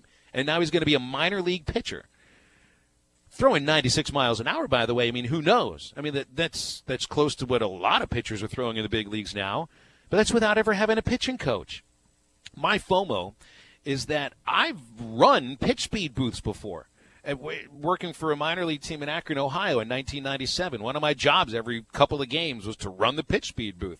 I challenged fans. I played in high school. I had a good arm. I never threw any faster than 79 miles an hour. But I still beat a lot of the fans that paid their dollar, and I say, well, I think I can outthrow you, and there you go, I did. But I never got a contract signed from the pitch speed booth. It wouldn't have ever happened because I didn't throw hard enough. I got a little FOMO that this guy, Nathan Patterson, just by going to the pitch speed booth in today's day and age with social media, is now getting a chance to pitch professionally for the Oakland A's. I just got a little FOMO about that. I'm curious if we went to a state fair today or a pitching booth in a minor league place, what our arm would show, what percentage. I would probably be in the mid-60s, I'm going to estimate, because I don't remember when that pitch was back in the day that I threw, but it was definitely at probably the peak of my athleticism. It's gone downhill quite a lot since then. So I would venture to say I could probably throw mid-60s. What do you think you could toss out there, Phil? I'm confident. Am I allowed to warm up, or is this just picking it up and heaving it one throw? You can warm up a little. I need to warm up a little bit. What's the highest point? At the age of 42, my to? arm is going to pop out of my sockets, and I'm a little bit loose-limbed, so there is legitimately the danger of my arm falling out of my socket. I think if I warmed up, I could still get it to 74. I'm going to guess 74 miles an hour. I think you would beat me in today's day and age. I'm telling you, at some point, I'm going to strike you out. It's going to happen. I'll be on a mound. You'll be at the plate. I'm going to strike you out. All you have to do is ask Dave, and I think with your relationship, it would be easy is, hey, Dave, I got this knucklehead kid who's never played baseball before that I happen to do a radio show with. Can we go out in the bomb one day and record me striking his ass out? And I want Dave to pitch to you because you know what Dave Van Horn will do? He'll do the same thing he did to me. He'll throw at me. He'll throw behind your head, and he knows exactly where it's going when he lets go of it. That will scare the crap out of me. I can't imagine. I mean, if you're tossing like 60, I can't even imagine being back there last year and Isaiah Campbell throwing 90 cheese at me, just looking and like not even seeing the ball go by. That's the hardest thing to do in sports is to hit a baseball. I'll give you that every single time. You'd be able to hear it, but you can't hit what you can't see. Hearing it is a whole different ball of wax. All right, Phil, speaking of Arkansas coaches, the boys, John Neighbors and Tommy Kraft, were at the Morning Rush, at Hardee's for the Morning Rush remote this morning. And we put out on our social media $1 sausage biscuits. We did that promotion from about 5:30 or 6 to 10:30 this morning at all Hardee's locations in both Fort Smith, the Northwest Arkansas area, and Sallisaw. John Chavis put the eye emojis out on this tweet. And so what I'm kind of curious about, a little FOMO, is being in that car with John Chavis, either him or the GA, and how many sausage biscuits he ordered, or watching him consume them. Because if you remember about a year or so ago, I think this was after season 1, and he was talking about recruiting some stuff, and he mentioned his wife had left him some pork chop sandwiches. I remember this, yes. Yeah. He was talking pork chop sandwiches. Yeah. He's like, ooh, that sounds good, but I don't want to be the hand that's holding the pork chop sandwich you're eating, John Chavis. That's correct. So I think that would be quite an entertaining sight to watch him inhale some sausage biscuits, because I feel like I could put some down. But that I had a little FOMO that I didn't kind of see how he went about getting those sausage biscuits and how many he ate. And I feel like he probably did consume some. My thing is I bet when he saw that, and I think Tommy brought it up on the Morning Rush, he whispered to his GA or texted GA, it's like, hey, I need you to go do this for me. Go get me however many sausage biscuits. So I wouldn't be surprised if there were some hearty sausage biscuits that made their way into the football facility this morning. By the way, one week from now, we're in a Hardee's together, you and me, to do the show. Got a thick burger eating challenge, don't we? Yeah, we do, and I think there's only a few spots for qualifiers left, so I'm really excited about that. I've already done it once, Phil. We might have to get you up to the plate. I'll do it. I'll step up to the wrapper. I love that. I think you'll be able to do it. I think I did it about 72 seconds, give or take a second or two. So see if you can beat that. It's one thing to complete it in 90 seconds or less. It's another thing to beat your 24-year-old partner at an eating contest. Ty, where are you going to be August 23rd through August 26th? Any plans? It's before Arkansas football starts. What do you got going on? August 23rd or August 26th. Just gearing up for that, the 31st, which is that game. I don't have anything to this point, but I know after what you told me before the segment began where I want to be. We're on August 26th. It's National Dog Day, and celebrating, Kimpton Hotel Monaco in Denver is offering an hour-long private puppy party with the purchase of at least one night in a luxury suite, and it's just a $50 add-on. And this is one of those things I almost felt like I was going to do one of our old what's it cost routines that we did a few months back that we just cut out and replaced with halftime homework. Mm-hmm. You spent what, right? It's just $280 to have the luxury suite with an hour-long private puppy that includes Prosecco and Italian snacks. It's puppies and Prosecco and Italian snacks. And could anything be any better than that? It's like the Italian snack could be pepperoni. I love alliteration. Prosecco, puppies, and pepperoni in Denver. And it just sounds like a lot of fun. And I'm not going to be there because I'm not going to Denver to have an hour-long private puppy with 6 to 10 dogs and a dog whisperer that is there to explain about all the dog's health. So if you want to adopt this canine, you can. I'd like to be there. I think that I want a dog, but I'm not going to get one. I'm not going to Denver for puppies, Prosecco, and pepperoni. So I got a little FOMO about it. I will be getting a yellow lab before I die. That is 100% on my agenda, on my calendar, probably before I get married or start seriously dating someone, because I grew up with a yellow lab named Montana, and so eventually I am going to get a cute little lab puppy that will turn into just a normal-sized lab. And I think about these events certain times, Rowdy John, I wonder if John would have any interest right before football season taking Rowdy out there. See, I mean, now sometimes I never had a dog, so I don't know. But I've been told and have read about the idea of easier to meet a member of the opposite sex if you are walking a dog. So maybe one thing helps lead to the next. Can confirm that theory. It's definitely a theory that holds true. All right, my second FOMO, Phil.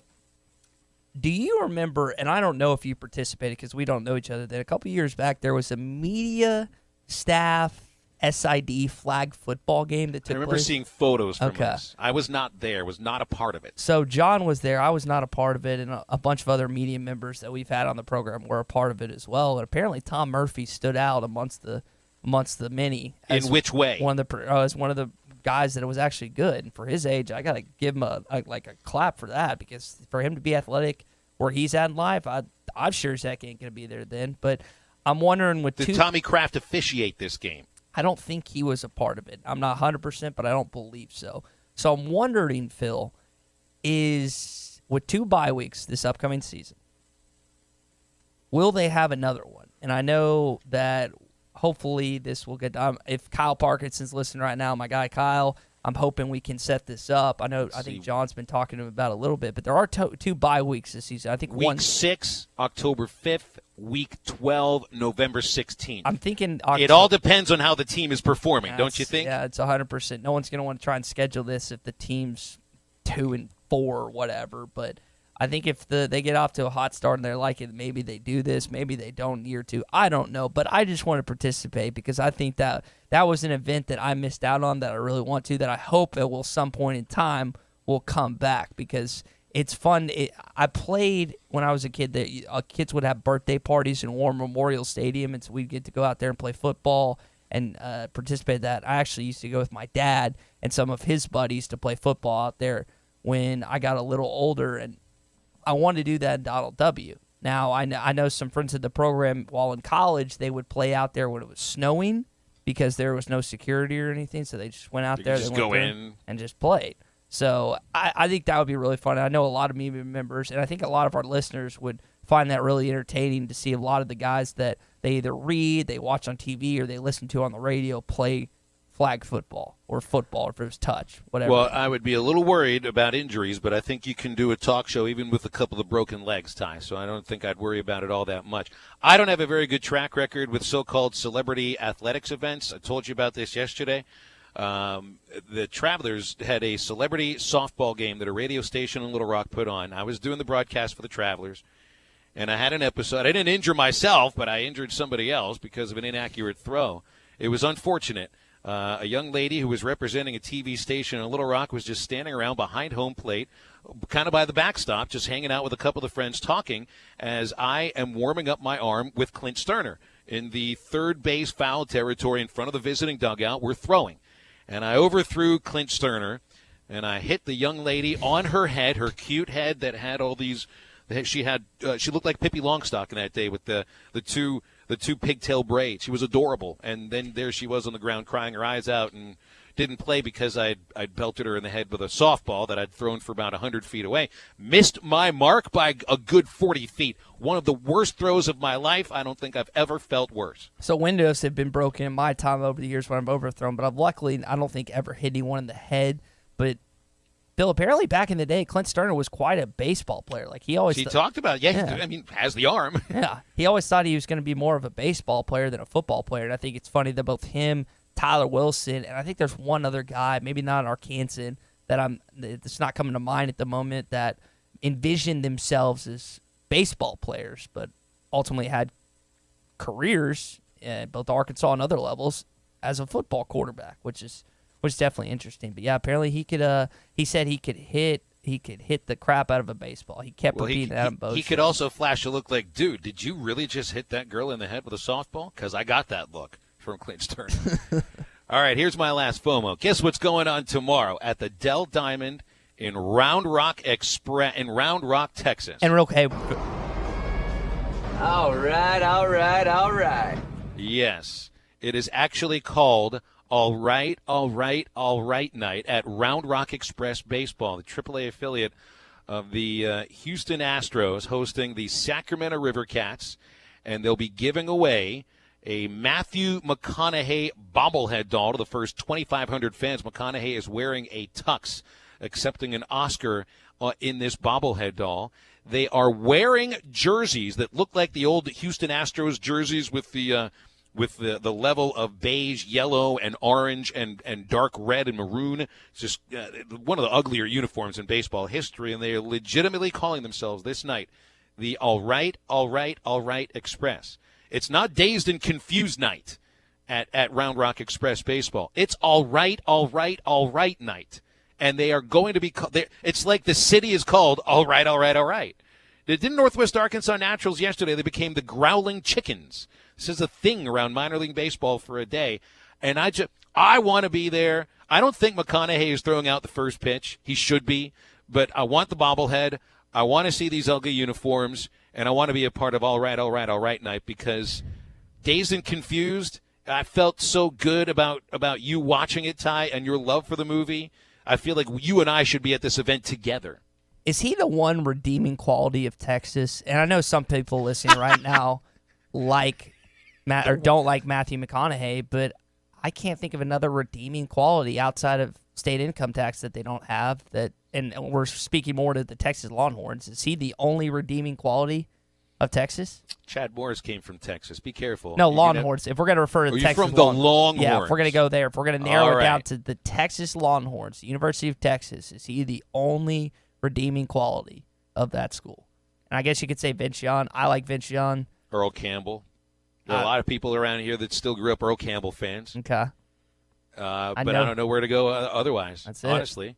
I'm not going to go with Roger Clemens. He had a pretty checkered past. I'm not going to go with that, no. Yeah, and his son's a twinkle, you know what. That's exactly right. It'd be a lot cooler if you did. It would be. And that came legitimately like 3 seconds in the movie before he did his first All Right. That's such a good movie. And I got to pity myself that it took me 24 years to actually watch that movie. And I told you, I think that's probably my favorite 80s movie. It's probably one of my top 10 favorite movies of all time. And it took me so long to watch it. I don't know why, but it's fantastic. Harry King coming up in a couple of segments. Hey, if you own a business that needs more security, or maybe you just want your campus to get a little more curb appeal, the Fence Man has a fence that can give you both security and curb appeal. The Fence Man specializes in custom installations. They've been doing it for over 40 years. Gates and controlled access card readers. Give the Fence Man a call for a quick no-obligations quote at 479-782-3936. Ask for Henry at the Fence Man, a division of Quantum Property Services. We're back on Halftime on ESPN Arkansas and hitthatline.com. Shooters shoot. You're listening to Halftime. What it's doing to me ain't a secret. The best TV experience in the nation is available locally with personal service from WOW World of Wireless, your neighborhood professional Dish authorized retailer. Dish has the Hopper 3, the most advanced DVR, and delivers a premium viewing experience. Tired of running out of DVR space? With the Hopper 3, you can record up to 2,000 hours of your favorite programming and watch your very own favorite channels and DVR recording anywhere you go on your phone or tablet. Call now, WOW World of Wireless at 877-305-DISH. That's 877-305-3474 for more details. Or stop by our location at the corner of Phoenix and Rogers Avenue in Fort Smith, or visit us online at shopwownow.com. Get the Hopper 3 today by calling WOW World of Wireless at 877-305-DISH. That's 877-305-3474. Or online at shopwownow.com. Monthly equipment fees and other restrictions apply. Recording hours vary. 2,000 hours based on SD programming. Remote viewing requires internet connection and compatible mobile device. Harry Robinson Buick GMC has over 200 pre-owned vehicles to choose from luxury to economy and everything in between, including over 50 great vehicles with payments under $250 a month, certain to fit your needs and your budget. And at Harry Robinson Buick GMC, you always get more for your trade. 50 vehicles with payments under $250 a month at Harry Robinson Buick GMC. Exit 11 off I-540 in Fort Smith.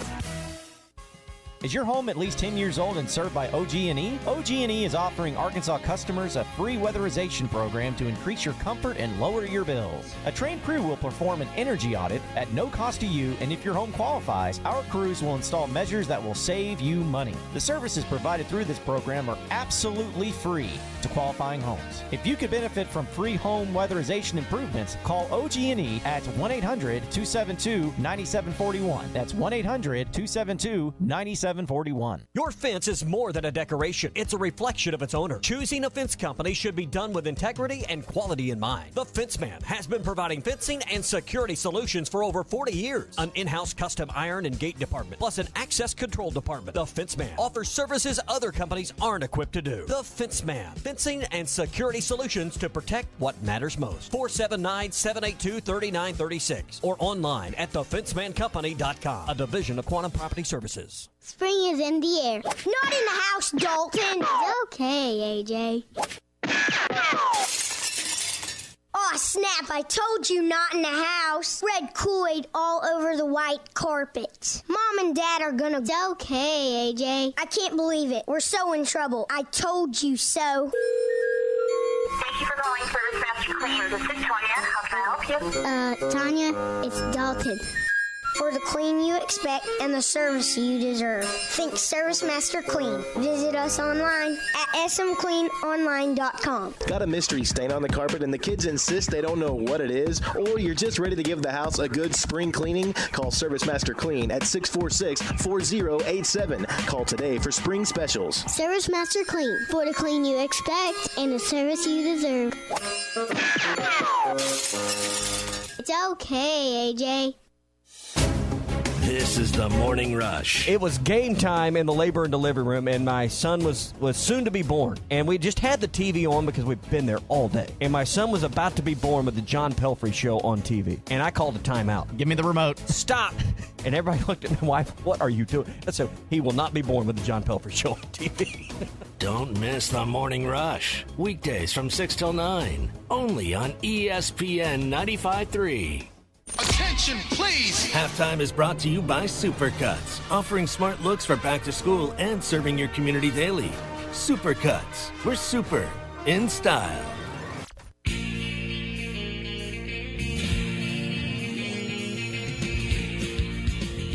You're listening to Halftime with Phil Elson and Tye Richardson. Lou Holtz, Mark May, number 5. You better look at him a little closer. He's a football player. Got that wood right here. Harry King in just a few minutes. Appreciate you tuning in here on Halftime on ESPN Arkansas. HitThatLine.com. Phil Elson, Tye Richardson. You can get in with us on the Cherokee Casino hotline by dialing or texting 877-377-6963. Interesting list you pulled up here, Tye. NCAA.com. Put together a list with no emotion whatsoever. This isn't a matter of opinion. It's not a matter of foresight. It's just a matter of straight-up winning percentages in both basketball and football.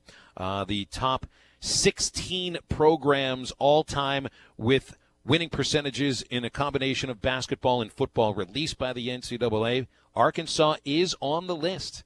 Ranked 19th all-time in basketball winning percentage. Hogs have won 64% of their basketball games. 584 winning percentage in football is 35th best. I know we sometimes talk about the programs feeling like they're stuck in the past at times, but there's might be a reason for that. The past featured a lot of winning. Yeah, how about the fact that Arkansas 9th tied with Syracuse and Tennessee for basketball and football? You don't really think of Syracuse as a football school, but they were for a good while there. And Tennessee, obviously Rick Barnes this year helping that cause. But you don't think of Tennessee as the basketball school. Yeah, exactly. So it's interesting. And this, you know what this goes to show me when I initially saw this?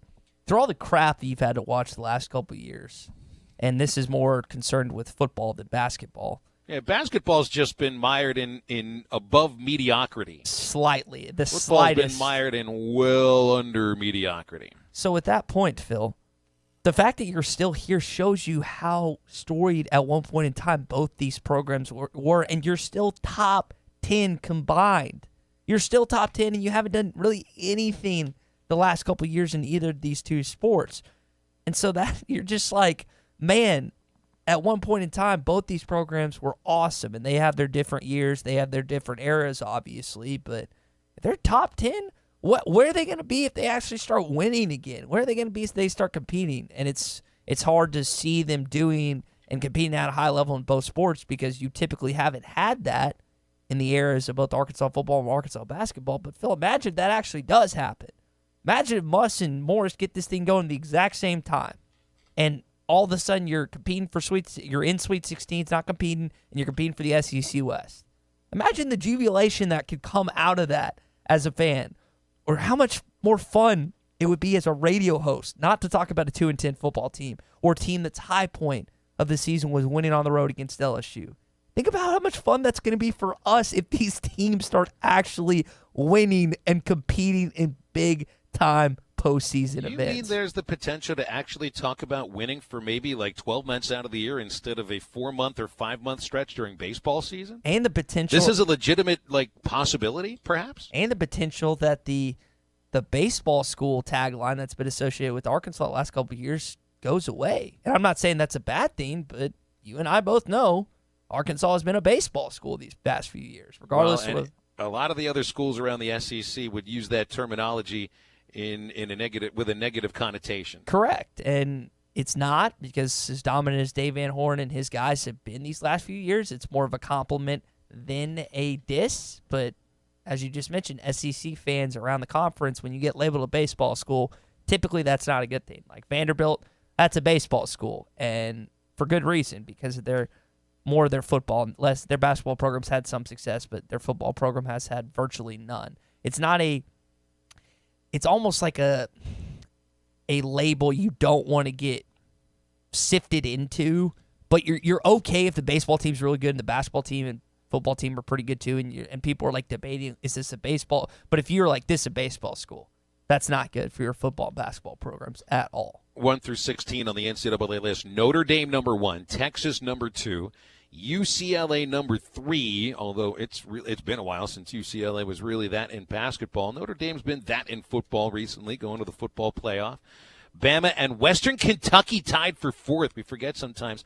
Western Kentucky, a lot of wins in basketball. Ohio State, Utah, Oklahoma, and then Arkansas, Syracuse, and Tennessee round out the top 11, finished by West Virginia at 12, Arizona, Michigan State, Washington, and BYU.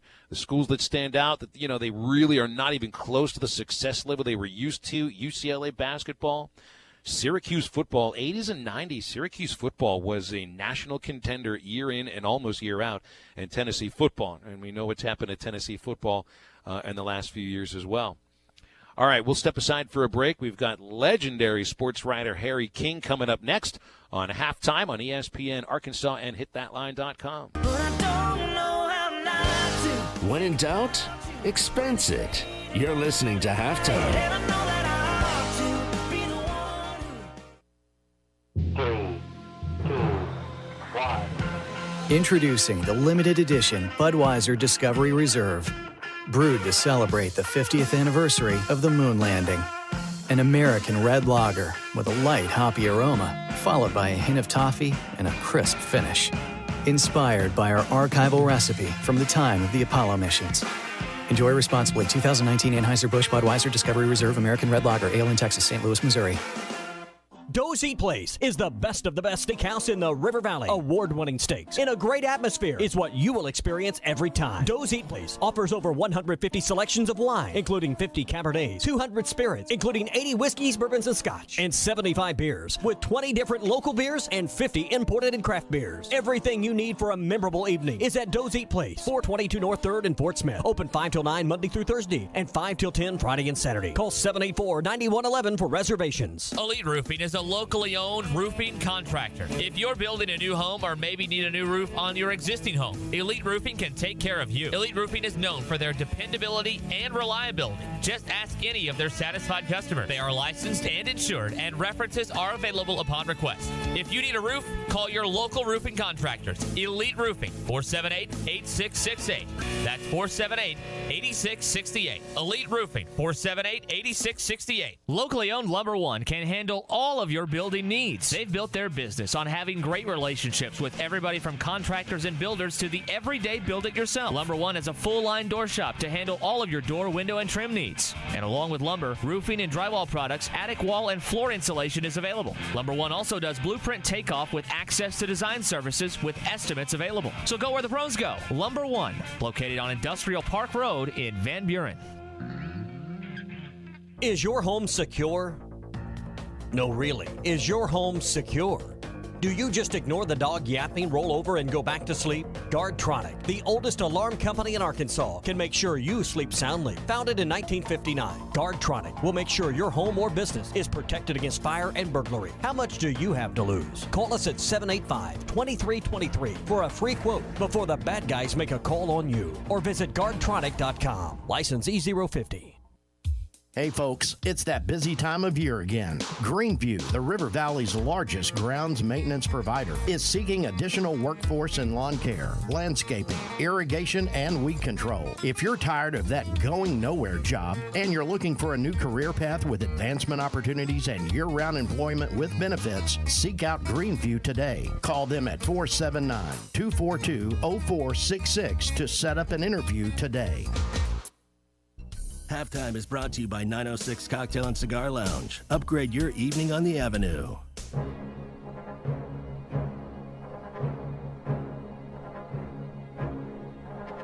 You're listening to Halftime with Phil Elson and Tye Richardson. Wide open in the middle of the field. Hayden inside the 20, inside the 10. Hayden's going to the house. The Hogs ran it right up the middle. Nobody was there. 38 yards.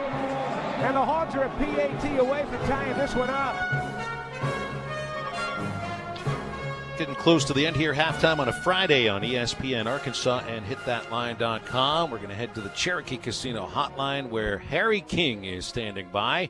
And on the day of the start of football practice across the college football landscape, makes a lot of sense to talk to somebody who knows exactly what is going on and who has covered it a long time. Harry, beginning of football season close by. What's the excitement level for you on a day where practice is starting but games still seem like they're so far away? Listen, at a certain age, you don't get too excited till you get to that Saturday afternoon. Okay, game's really going to kick off. I'm still alive. That's a good thing. I have to wait a little while before I get fired up about this.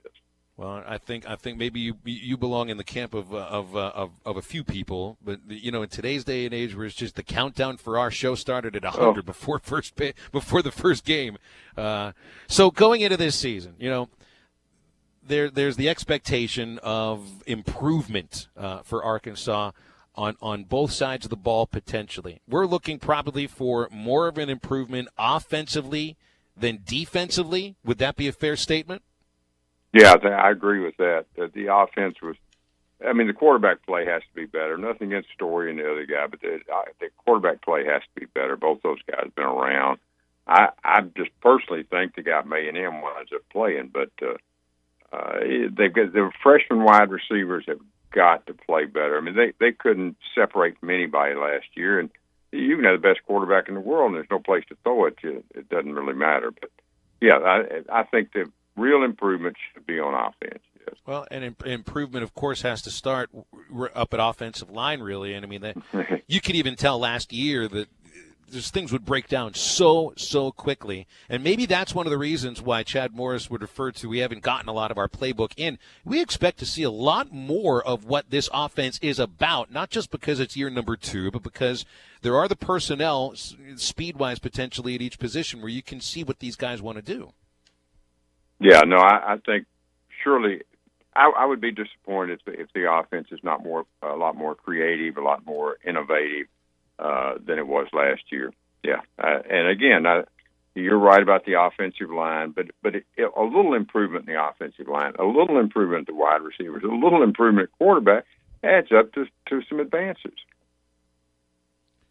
So let me ask about defense then. I mean, could there be a step back? I mean, Do you expect a step forward? There were moments last year where it just looked like they wouldn't be able to stop anybody. But do you expect an improvement? But how much of an improvement could we see? Oh, some, especially in the secondary. How do you quantify that? I'm not sure. But it'd be nice to be able to stop some people occasionally. No matter how good the offense is, you got to stop somebody, and they will be better. I'm convinced of that. Will they be great? No, but if you take an Ole Miss or a Mississippi State and you can stop them occasionally, you got a chance to beat them. Are they going to line up and shut down Alabama? No, they're not going to shut down Alabama. They're not going to shut down Texas A&M maybe. But yeah, improvement, no question. Talking with Harry Keene on the Cherokee Casino Hotline here on Halftime. Harry, you just put out an article with Whole Hog talking about the different Vegas lines associated with each SEC teams. I know Arkansas, I'm kind of with you that the 5.5 is like right on the money. I don't think Arkansas exceeds that at this point in time, so I would bet the under if I actually bet, because I haven't done that since sophomore year. I know you told me when we were just talking on the phone you hadn't done it in 40-plus years. With A&M, right. With Texas A&M, you think that is a surefire team to bust their Vegas win total, which is 7.5 wins. Why do you think the Aggies are going to exceed their Vegas win total this year? Well, I'm a big fan of Fisher. They've always had talent at A&M. They've had talent for years. Now he's put together 2 recruiting classes, been right there with Alabama's recruiting classes. His success with quarterbacks is well documented. It goes on, I don't know how many he's sent to the NFL, 8 or 9, something like that. So I think they improved. And 7, now, nobody has a tougher schedule than they do, with 3 of the 4 favorites. I think I included, I don't have the column in front of me, but I think I included that 3 of the 4 favorites to make the college football playoff are all on the A&M schedule. Clemson and Alabama and Georgia. Good Lord, that's there's nobody else in the country is playing those 3. So with Georgia, a team you just mentioned, you have them, if you were going to bet, it's hypothetical money at this point, you have them falling short of 10.5 wins. And I was not necessarily in agreement on this one. I look at their schedule. I think they're going to be able to beat Notre Dame at home. I think that Florida's just not ready for them in Dan Mullen year 2. Why do you think Georgia falls short of that 10.5 win total? I do think they slip up somewhere against A&M or Auburn. I'm not sure about the Notre Dame or Florida thing. They lost a lot of guys, including Fromm's really a good quarterback, no question about that. But he did have 2 good wide receivers, tight end. They all declared early. 7 guys from Georgia drafted last year. That's a pretty good hit.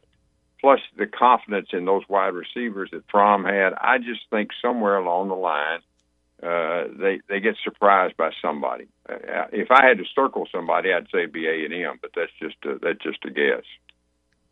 Harry, you referred to in your column about winning 3 years in a row. You're taking $200 of you refer to it as monopoly money, so I'm assuming you're not using blue, your own green, money. And yellow. That's okay. Correct. All right, green. That is monopoly money then, legitimately That's monopoly correct. money.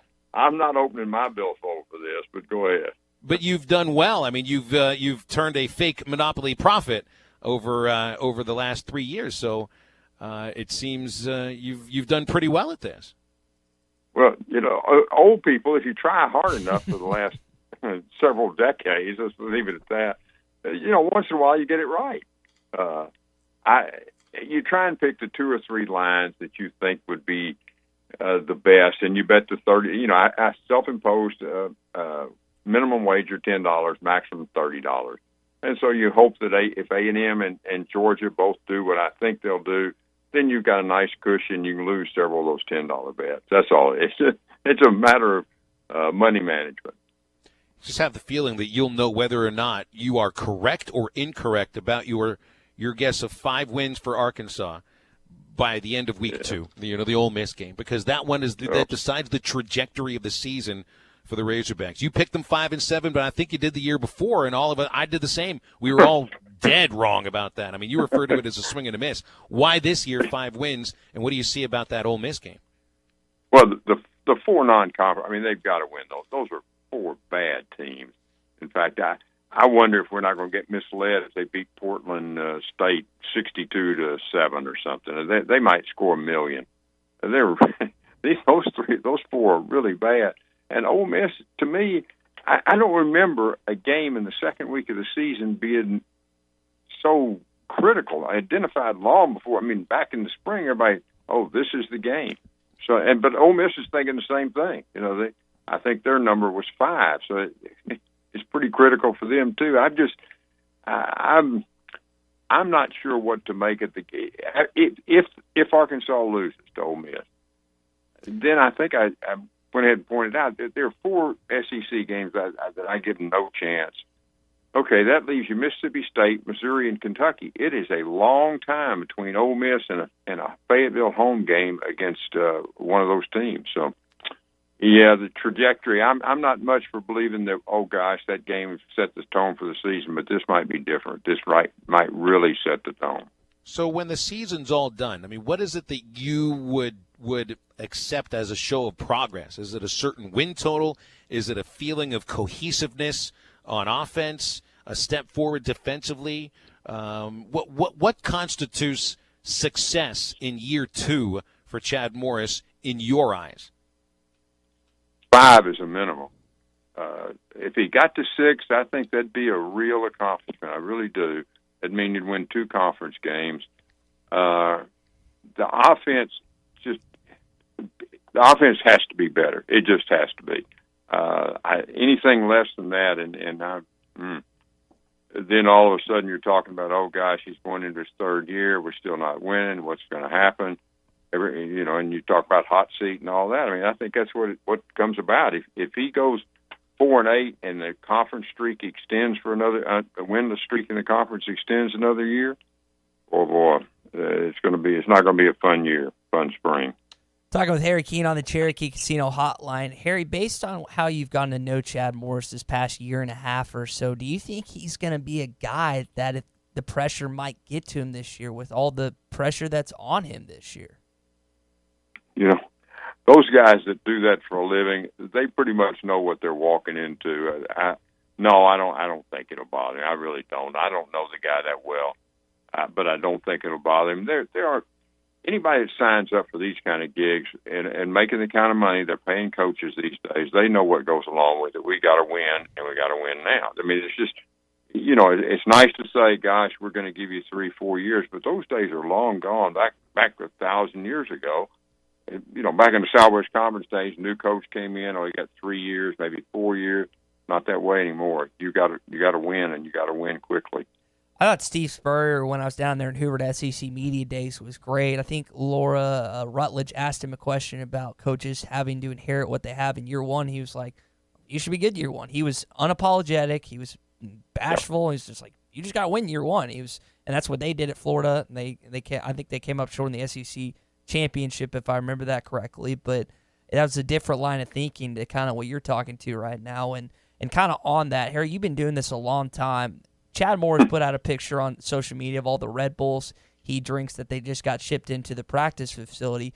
Do you think the casual fan, just Arkansas fans or college football fans in general, comprehend how much time on a daily basis these head coaches spend trying to ship and shape their football program? I don't think they have any clue. The guys who used to work for Holtz would stay down there till midnight, be back down there at 4 a.m. and all that. Oh, good Lord. Yeah, no, I don't think anybody. Now, they get some time off in the summer, sure, but so much of the recruiting is so important these days. You got to be out there doing that. You got to be selling the program. You got to be making speeches at the Touchdown Club or wherever you're speaking. Yeah, it's a pretty good grind. Like I said, their compensation's pretty hefty too. Harry, you're a Heisman voter. We were talking Heisman earlier in the show, not about this year, but in the 2 years that Darren McFadden finished second, and it just felt like there was a change in voting habits. And we look back, I mean, no freshman, sophomore ever won the Heisman until Tim Tebow. That was the second year McFadden finished second. Since then, 6 of 12 have been either a freshman or a sophomore. Why the change in voting habits, and what's been your voting habit as far as looking at freshmen, sophomore, and saying, I'm not going to vote for them compared to maybe when you started to? I'm not sure I've refrained from voting. I'm trying to think who I have voted for the last few years, and I'd hate to quote it because I probably would get it wrong. But the whole, so many of the guys now, three-year career in the first place, and then they're gone. Freshmen play a lot more. Freshman quarterbacks, that was unheard of, that a freshman quarterback would be playing in the national championship game, and yet they do it not all the time, but they do it regularly these days. The whole thing has changed. How quickly they achieve. You don't sit on the bench and wait 2 and 3 years till the quarterback moves on, and then you're the fourth-year guy and all that. Those days are long gone. And the athletes today, if they're in the right offense and they're as talented, you can tell this guy, maybe he deserves the Heisman as a freshman or sophomore. I wouldn't hesitate to vote for a sophomore. Freshman, maybe, but sophomore, I wouldn't hesitate. Harry, appreciate you coming on with us and giving us a piece of your time and a piece of your mind. Look forward to hopefully being able to do it again during the football season. Have a great weekend. Thanks, guys. I appreciate it. Got it. That's Harry King.